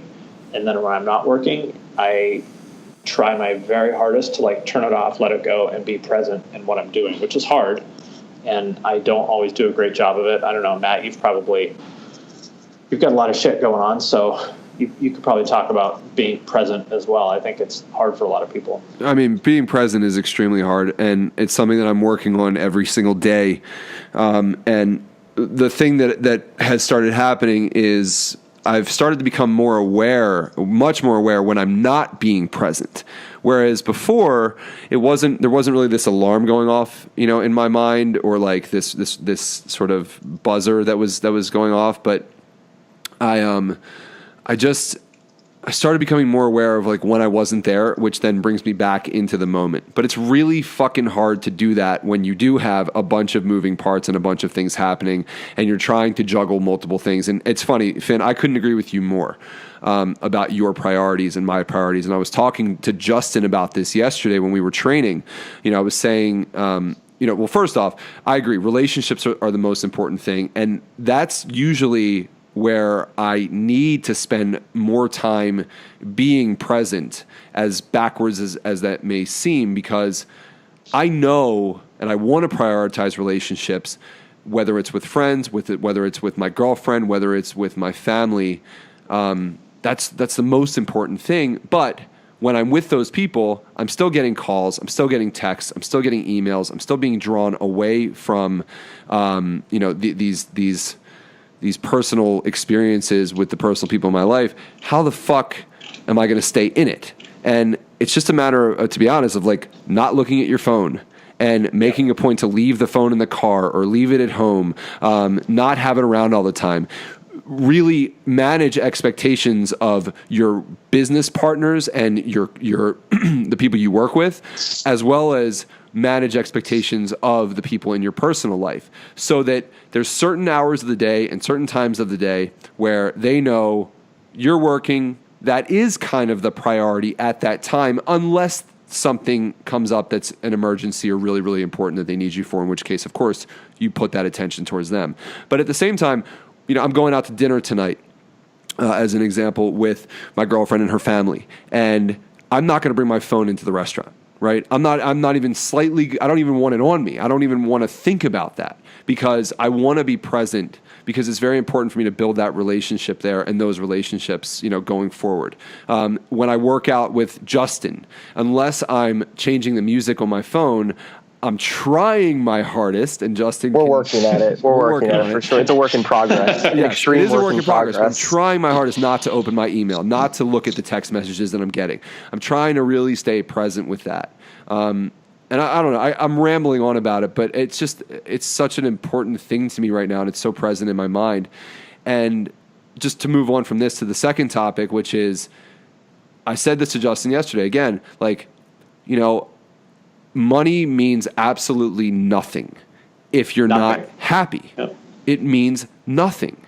And like I don't have $1 million in the bank, but at the same time, I'm comfortable enough where I can afford a lifestyle that allows me to focus on these other things as priorities instead of work needing to be the main priority, because I can't live without it. And it's just amazing to see how when we're younger, we dream about like, I wish I had $1 million, or I wish I had this much in the bank, or I wish I could buy this house or this car because it's going to make me happy. And the truth is, none of that matters.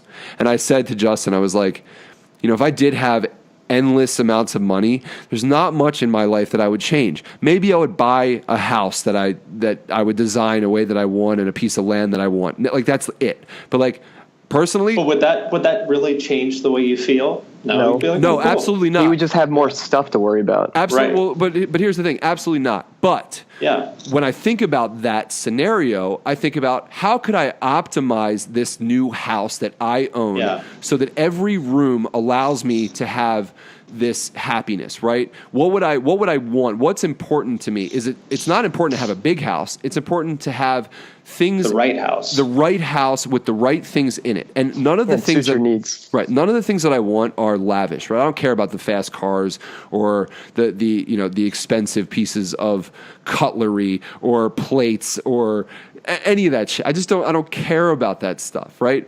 I want some things there that just allow me to have the most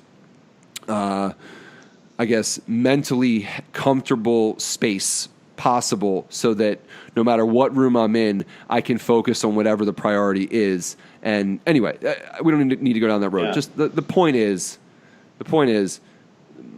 money and things aren't going to make you happy if you don't spend the time focusing on yourself. And again, carving out time in your day to do things that do make you feel fulfilled.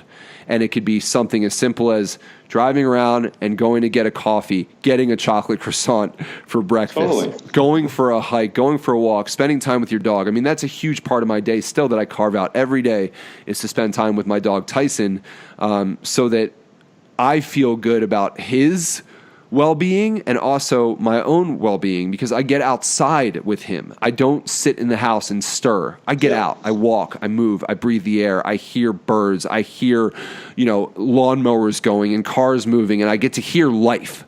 And hearing those things every day inspires me to go and do more things. But it needs to come first, I guess is my point. Anyway. Prioritizing. Taking control of what you want your life to be. Yeah. That's like the common theme is like take control. You have the ability to choose whatever you want. So choose it. And sometimes it's not always super clear what the right choice is. Fine. But make a choice. Don't just be intentional about it. Don't just drift. I wanted to mention one thing on the topic of productivity because I know this is something a lot of people struggle with is I think that and this relates to fitness too. The thing that made me realize this is you see there's so many people in the gym that they're there for an hour and a half, but they spend half the time there texting people. And I'm like, why bother? Why don't you just come here for 45 minutes, get a good workout, and then leave, and you can text people all you want. I just think it's so funny that so many people, because they don't focus on the task at hand, that to me is the key to productivity is when you're doing the thing, do the thing. Be present in that, whether it's working on something or being with your girlfriend or your dog or whatever, be intentional about the thing you're doing, focus on it, be present, and just maximize the amount of time you're spending on the thing. And I think if you do that, you'll find a big boost in productivity. Don't multitask. I think multitasking is bullshit. Finn, I see tons of people at commercial Globo gyms who go there. My mom was a great example. She would talk and chit chat, and I don't think she was playing on her phone as much, but it was social hour for her to go to the gym. Everyone she knew was there. Fine, but if you want to get a workout, that's the point I wanted to make. That some people might need that release of going to the gym, maybe because they don't feel comfortable going somewhere else. Maybe they leave work, they don't go to the bar, they go to the gym. Maybe they like that better than even going home for their kind of way to debrief from the rest of the day. But I agree with you. If you're going to go to the gym and be productive. You could go anywhere unless that's the place that you just feel ultimately super comfortable. Then at that point, go to the gym. If you feel great at the gym, even if you're not working out, it just might be, the reason why a lot of gyms are now clubs. Because you might just go there to have a coffee and hang out and enjoy your time there. Or how Planet Fitness has the pizza day and bagel day. Bagel day, get your Tootsie Roll on the way in, on the way out, all the finer things of the gym. Right. Yeah, exactly. Hey, it's working, right? From a marketing standpoint, it's working. Keeps them coming back. It does. But that's actually a good example of not being intentional. And the phone is a huge distraction, and that piece of pizza is a big distraction too. You just went to the gym for an hour. Are you gonna stay on task with your goal, or are you going to let that piece of pizza distract you from your goal if your goal is to lose weight or whatever, which is what it is for most people? Like, just like, to me, the answer to all these things is like, keep the goal in mind, and like, goals are made at the margin. So it's like at any given moment of the day, I can do X or Y. Which one of these things is going to get me closer to my goal? Well, is eating that piece of pizza going to get you closer to your goal? It depends. If your goal is to like have a relaxing Saturday, maybe it is. And so I don't want to by any means like, I actually don't think it's healthy to be like a 100% life optimizer. Like these people that, the people that bring their own like Tupperware thing of broccoli when they go out to eat with their friends and stuff. Like, I don't know. I mean, everyone's different if that makes you happy, but I don't know. Like, let yourself eat a pizza sometimes, because sometimes the goal is just to have a relaxing, chill time with your friends. Sure. I think, again, like to your point, it's all about the intention. And, I think that if you want to stick to a goal, part of that sticking to the goal is being able to go off track. And it really just depends on the duration. If you go off track for a whole day, a week, a month, a year, totally. that's highly going to detract you from the goal that you've now set for yourself, and you're gonna feel so much more emotion invested, of obviously the adverse effect of what you were trying to achieve, initially, and that's not going to help you. If you want to be a drummer, you don't have to spend every moment of the day practicing your rudiments. Sometimes it's okay just to sit in the basement and bang your drums and have fun, Or just think about it. Yeah. That's just as productive oftentimes when it comes to being a musician, is just thinking about what you're trying to accomplish but not always being fully immersed in the actual thing. And that's the same thing with, look, I've been there as a dieter, of the person trying to achieve, certain goals, and maybe going at it the wrong way numerous times until you really figure out what works for you. And that's highly subjective. I've prepped food and brought it with me places, and it's not the most exciting. Sometimes you need to do that for a certain goal, maybe a more extreme goal. But if the idea is just to live a really happy, healthy life, and fitness is part of that happy, healthy journey, as well as nutrition, another part to that balance is going out and having a me meal, or enjoying pizza and beer with your friends, and doing it then versus sitting at home by yourself. It's a great point.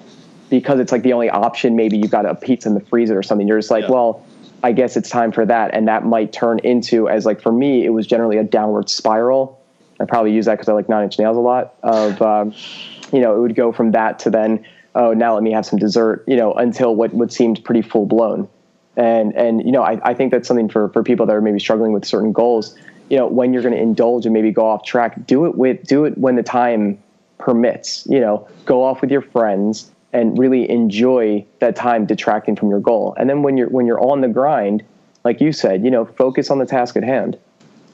Yeah, again, being intentional. And I guess to me, like the meta point of almost everything we've talked about today is like just about like constantly monitoring the results of the choices that you make. Like, are they working or are they not working? And that's not always obvious. Sometimes you're going to go, fuck, I don't know if it's working. And that's fine. But like, that is like the most important practice of all to me, is just constantly monitoring the choices you're making and the results of those choices. Yep. In everything you do.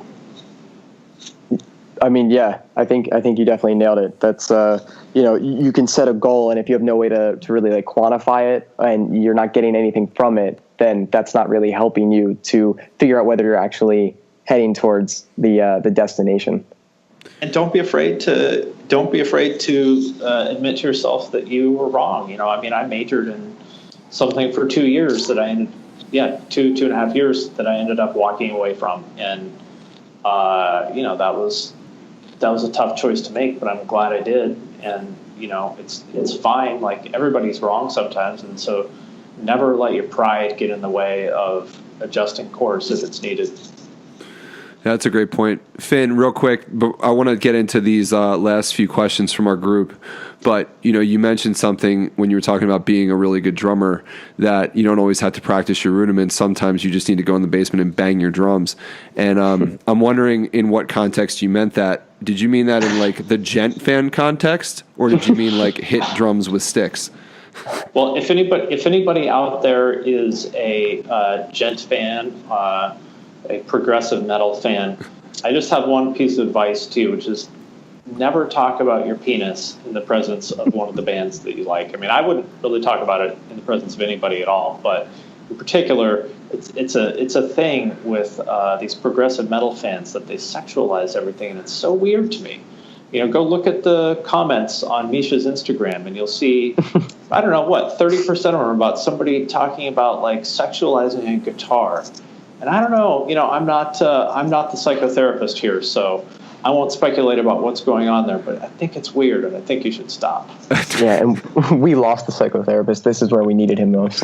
Well, exactly. Where was he when we needed him? Is this like a Freudian idea? I don't know. Well, it's a dark alley that I don't want to explore too much, but it just needs to stop. It needs to stop, and this is something that Finn and I amuse ourselves with every now and then. We'll see certain comments, and maybe this is too much information for us to share, Finn, but we end up sharing these comments with each other, and it's always good for a chuckle. You know what I mean? The guy who's like, "Oh my God, I'm gonna jizz all over Matt's Creative Live class." Yeah. What did you? I've embarrassed myself when I was younger by being a fanboy or somehow like just saying something stupid around somebody that. I get it. Like, the point is, like, you think that this person you're talking to is cool and you want them to like you or get their attention or whatever. And I embarrassed myself when I was younger by saying all kinds of dumb shit. And, I'm partly just making fun of these people for being awkward, but I was that awkward person too, and maybe I still am. And, man, just choose your words carefully because, like, they matter. And I just think about how you come across to people, because I know I sure didn't when I was younger, and it just makes me want to kick myself in the fucking balls for just representing myself in such a stupid way for so long, because I just never thought like, oh, well, if I wear this or act like this or blurt this out in class, what are people going to think? Like, man, I don't know how many opportunities I cost myself, or like how much pain I put myself through, like, by just acting like a fucking fool because I didn't take a minute to think about what other people might think. And I know it's cool to say, I don't care what anybody thinks, but we all care what other people think. Not all the time, but like, and if you don't care, you should. Because guess what? Humans are what make this world go around. So you better care what they think. A little bit of reputation management is good for sure. For sure. Yes. Which doesn't mean, hey, making jokes is good, but like, what in the world would make you think that the right move is to go up to some stranger and talk about your dick? Yep, exactly. Like, fuck, I was reading, God, I remember who it was talking about how they met Tommy Lee they'd met him once, like just really briefly, and they're like, oh man, he's so cool and fun. And then he showed up to like the bar that this guy worked at, and he made some dick joke to Tommy Lee, and Tommy just instantly just like the smile just like disappeared off his face, and he was just like, yeah, bro, I don't know what you're talking about, man, and just like ignored him forever. Because this guy got a little too comfortable, a little too quick. Yeah, you got to be careful. Fuck, man, I've done that so many times. God, it's embarrassing. You got to be careful. But okay, let's get away from this. I think we made our point for sure. Yeah. Okay, so we have a few questions from Kirsten St. John. So Finn, what are the pros and cons in your opinion of Facebook ads in general? Or what are the key components of a good Facebook ad? Now, I'll let you answer this, but maybe this is a good point for you to just direct people to your blog post on the Punk Rock MBA about the basically the 101 of Facebook marketing. Yes, and there are lots of other places. So if you Google the Punk Rock MBA Facebook ads, you'll find it, or go to the punkrockmba.com and look for it there. Or you can go to like digitalmarketer.com, or there's lots of other places where you can learn how to use Facebook ads. But again, I would just go back to like the larger point of what is your goal. Like, start with the goal and then map the tactics against that. But just specifically to talk about Facebook ads, like the in general, the way to think about them is like, do you get more out of them than you were spending? And that might seem really obvious, but like that's the game, and it's hard. But you want it to be like I spend $1 on Facebook ads, and then I make $1.25 in sales, or I make $5 in sales. And that's the way to think about it. How you get there is, could be complicated, and I won't try to unpack that here, but like, that's kind of the way to think about it, is like, how do I get a positive ROI? And yeah, I won't get into like how to do that here, because that's a whole, that's a 10-hour conversation. No, I think you're really hitting it.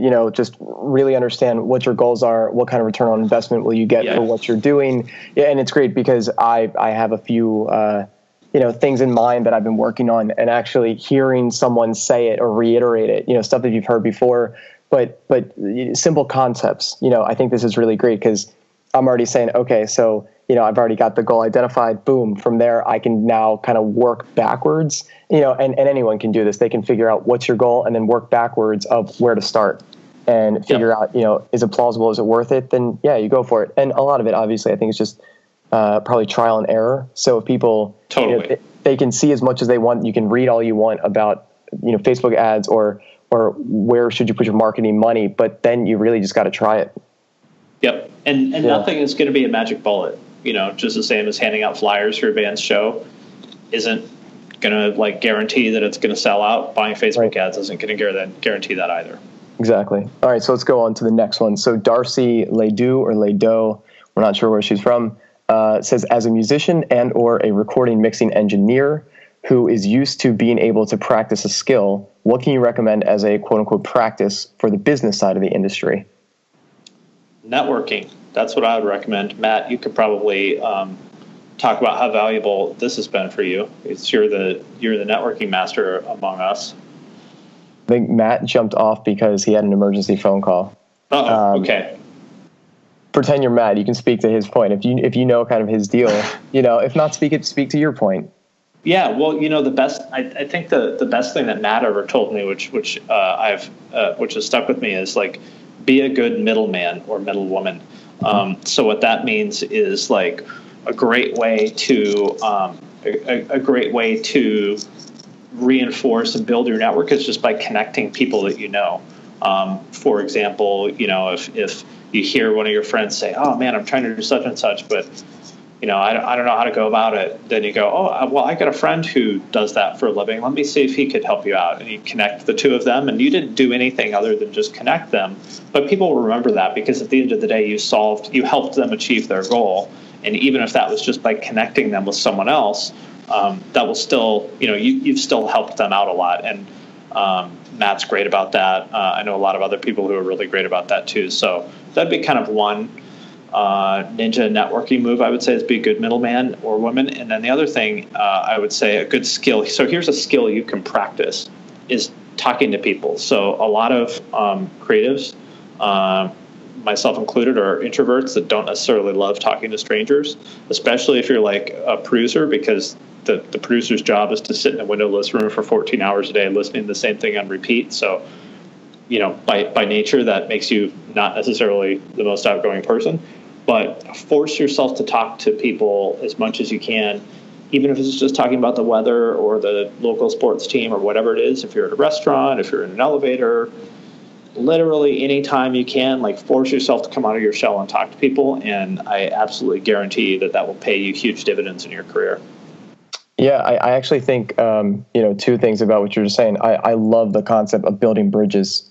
I think that's one of, to me, it's something you could have done over the years for sure without social platforms. But I think even just emailing has made it that much easier. And then being able to show someone, hey, look, you were talking about some esoteric concept, and my friend talks about that as well. Let me put you guys in contact. So I think that's one of the coolest ways to network, with taking yourself out of the equation and just connecting people. And that's really what it's all about, is, just finding that connection. I also think just referencing people, in regards to networking, you have a guide on the Punk Rock MBA of how to network without being a douchebag. Oh, yes, that's right. I do. I forgot. Thank you. And yeah, so people, the punkrockmba.com. And I think if you just search Finn or the Punk Rock MBA and how to network without being a douche, you will find great value in that. I think that's awesome. So I think that definitely should help some people out, as well as answering Darcy's great question there. So the next one is, forgive me if I pronounce this incorrectly, but Mikko Mitaka from Helsinki, Finland, was asking, I would love to hear all the Finnish people are named Mikko. What is that all about? Is that the truth? Yeah, I guess. Mikko has 2 Ks though. I'm used to one K. It's with 2 Ks. But anyway, what's this interesting? Okay. I would love to hear any tips on how to build a career in creative writing / blogging. What kind of contacts and experience are vital, and any rules of thumb? That is a very tough one. So my point number 1 is recognize that you are choosing a path with extreme difficulty. So if you play video games, you are choosing to play like on Dark Souls expert level difficulty here. So buckle up. Creative writing does not pay very much at all. Like, you might get paid $100 or $200 or $300 to write for a big outlet like Vice or something like that. And that might sound okay, but when you think about, like, if you did 300 articles, so basically one every working day of the year for $100 each, that's only $30,000, which is not a lot of money, especially after taxes. And if you live in any kind of a city and you're an adult and don't want to live with 4 roommates. So do the math a little bit, and I think you will probably not like the results, but you probably aren't going to listen to me. So with that said, think about a way to directly, what you should, rather than getting other people to pay you to write, what you should do is find a way to build an audience through your writing, and then directly monetize that audience by selling them something, like a course or a book, or affiliate deals with sponsors or something like that. So like if you have a cooking blog, then maybe you have an affiliate marketing relationship with some retailer that sells cooking utensils or whatever, and so you get 20% or 10% of anything you sell from your site. That's the way you're going to do it, and it's going to be hard because writing is not really the form of communication in which that's not where the action is these days. The action now is on video and audio, so like YouTube and podcasts. There are people who do great with writing, but I think most of them built their audience like 5 or 10 or 15 years ago, when writing was a much more, like blogging was a much more relevant form of creative output than it is today. There's not a lot of people that started a blog in the last 3, 4, 5 years that now have a huge audience that they built from scratch. So that is my advice. Go into it with your eyes open. This is going to be really hard. I think you should build an audience, build an email list, and then find a way to directly monetize that audience, and especially that email list, and be prepared for it to be extremely difficult. Yeah, I love the concept of the kind of coming in the back door when it comes to running your business. I think it is important for people to realize that maybe just writing in and of itself is a really difficult business to get into if you think you're going to make good money. But it seems like if that is something that you're really interested in, and you're currently doing something else, stick to what you're currently doing that actually pays the bills. But on as a side hustle, start your creative writing and blogging, and eventually, if you build up, like you were saying, enough of a following, you have a good email list, and you can figure out a way to directly monetize your following, whether that's 1,000 people, and then you might just have to run the math of it of like, well, how can I get how can I get my 1,000 people to support something that I'm putting out there of $10 exactly. or $100, you know what I mean? And it really just comes down to breaking down the analytics of, who is my audience, and how many of this audience do I have, and how many of them will actually support me if I ask for some kind of monetary compensation, right, for what I'm doing. And it's interesting because I think of the analogy of when Jordan and I were in the last band that we were in, we were trying to navigate the uncharted waters, if you want to call it that, of when the industry was really changing. The industry went from the time where everybody wanted to be on a label and be supported by a label. And, to the labels, a lot of people then doing the DIY kind of projects, and then labels becoming, having less and less power. And one of the ideas we would think about is this backdoor approach of becoming a band that got licensed, and have people discover one song and then realize, oh, there's a whole album that goes with that, and you can monetize, the whole band as a package versus just, licensing out that one song if you found the right people who are interested. So I think you can stick to currently what your bread and butter is. And if you're going to enter in something that maybe doesn't make tons of money or takes time, take the time, curate it and grow it and figure out a way to kind of come in the back door. I think you have a great point also about kind of modeling, doing a rough model in a spreadsheet of like how you would actually monetize this. That's super smart, because that'll tell you a lot about where you need to go. So if you make this model and realize you need to get 100,000 people on your email list in order to, generate the kind of revenue you want, then you can either decide, holy shit, 100,000 people, I don't think I'm ever going to be able to do that. Or you go, okay, yeah, I can get 100,000 people. Like, let's do this. So like, for example, I'm planning on creating like a video course in the next few months or something like that. Mm-hmm. And I would like to make, I'd like to make 10 grand in the first year from it. Sure. And this is not me speaking hypothetically. This is like actually what I want to do. And so I thought, I said I want to sell some kind of info product. I thought, well, I could sell an ebook for like $5 or something. And I'm like, man, I have to sell a lot of those fucking. I'd have to sell 2,000 of those at $5 each to make 10 grand, and that's tough. And so then I said, okay, well, maybe I should make a video course and sell it for $100, because then I would only need to sell 100, I would only need to sell 100 of those to make 10 grand. And then I thought, could I sell 100 of those over the course of a year? Yeah, I can do that.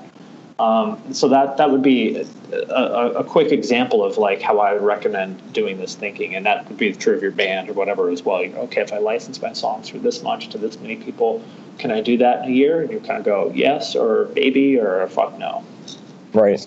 Yeah. No, I think it's a really good analytical approach to it. And actually just setting parameters for yourself and saying, this is part of the goal.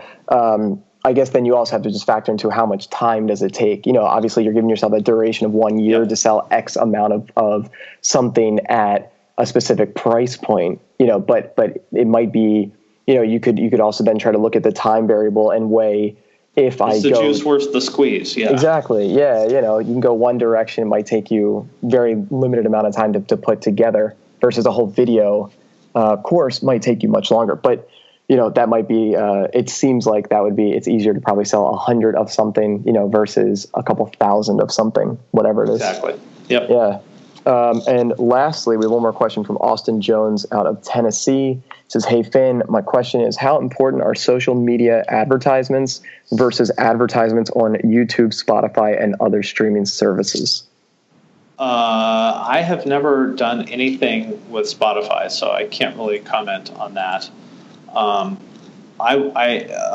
guess to me, again, I'm going to sound like a broken record, but this all comes back to what your goal is. So specifically, I would say that I've done a lot of YouTube ads. If you want to just sell product, then Facebook is generally speaking a better way of doing that. If you want to drive awareness for a thing, YouTube is a very good way of doing that. If any of you listening have, you've probably seen ads for either Get Good Drums or Horizon Devices. I run the YouTube ads for both of those. And our goal with those is primarily just to make people aware that this thing exists and maybe tell the story a little bit.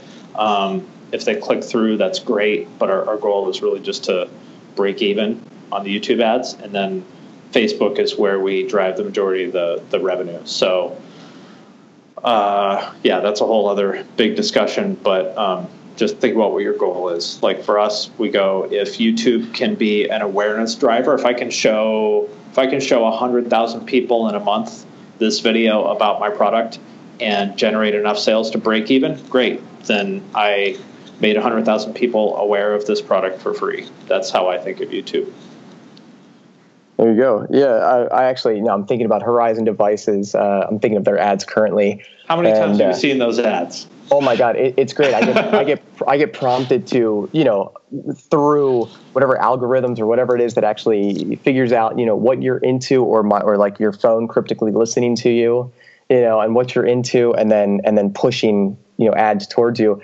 I've seen, I've seen Horizon Devices. I think there's 3 ads I can think of, like the 3 commercials. I've seen them so many times, and I'm still drawn to it.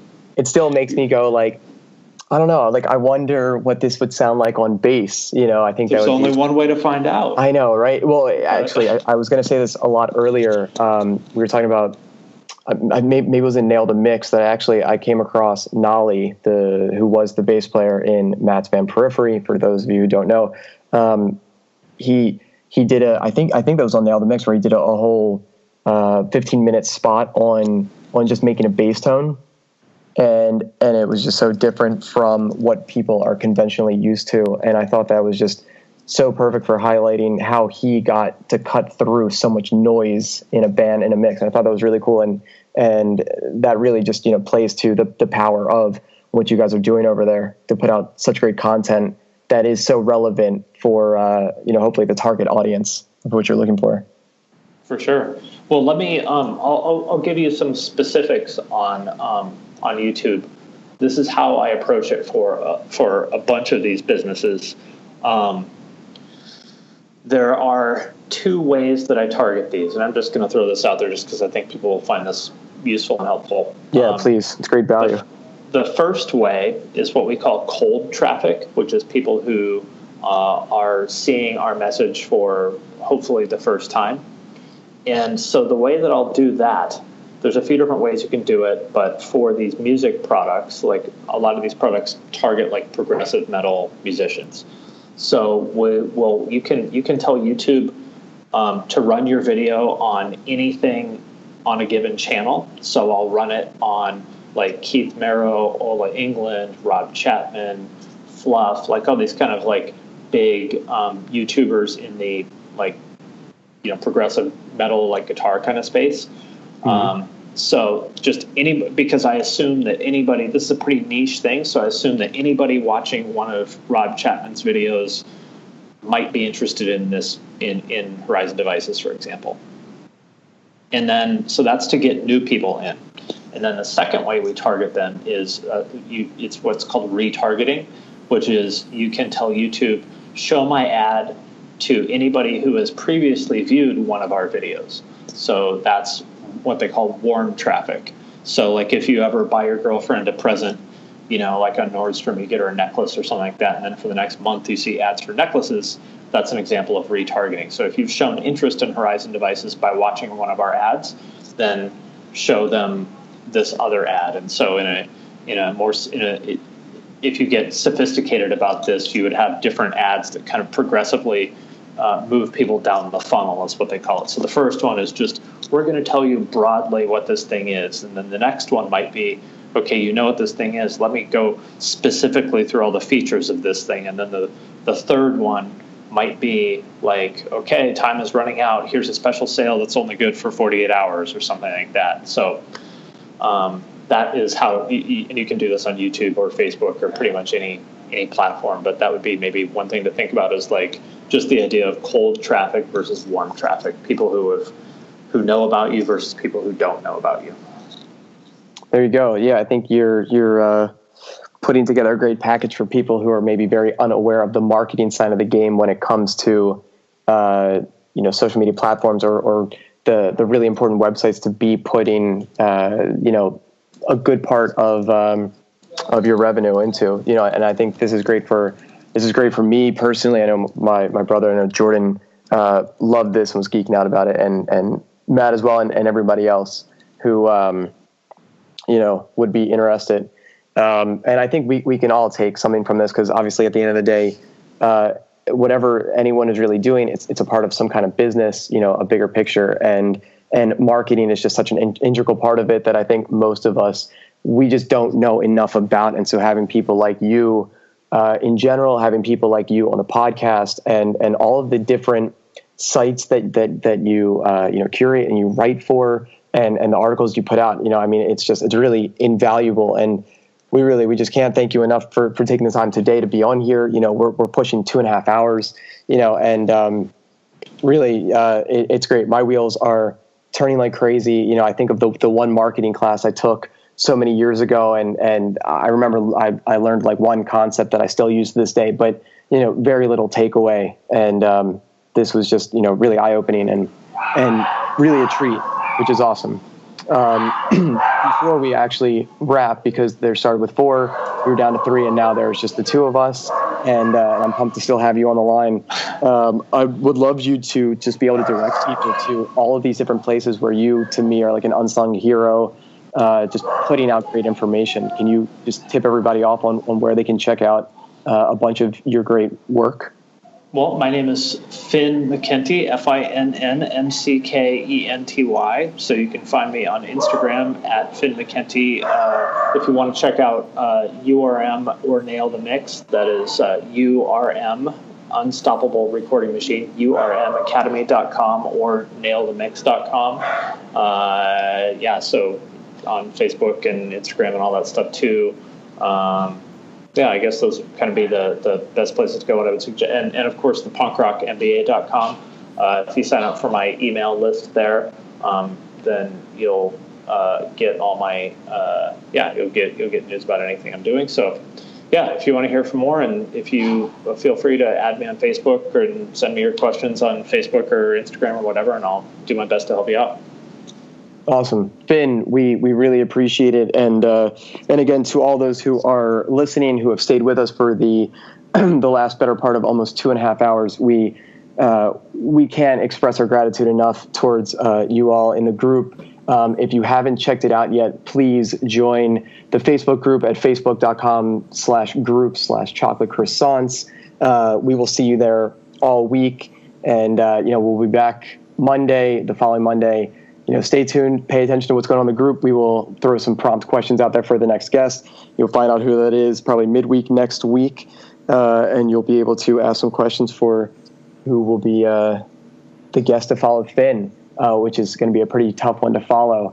As always, all of Finn's information, we'll post everything up within the group so everybody can follow what Finn is currently doing. And we definitely would all encourage you to go check out what Finn is doing and read a couple of pieces. I think it's highly inspiring, and no matter what you're doing, what path you're on, I think it'll all be just very valuable, helpful information, no matter what you're currently doing. Again, Finn, thank you so much, and thank you guys for listening and staying with us for the last 24, 25 weeks. We really appreciate it, and until next time, bye-bye. So thank you. Bye. Thank you, Finn.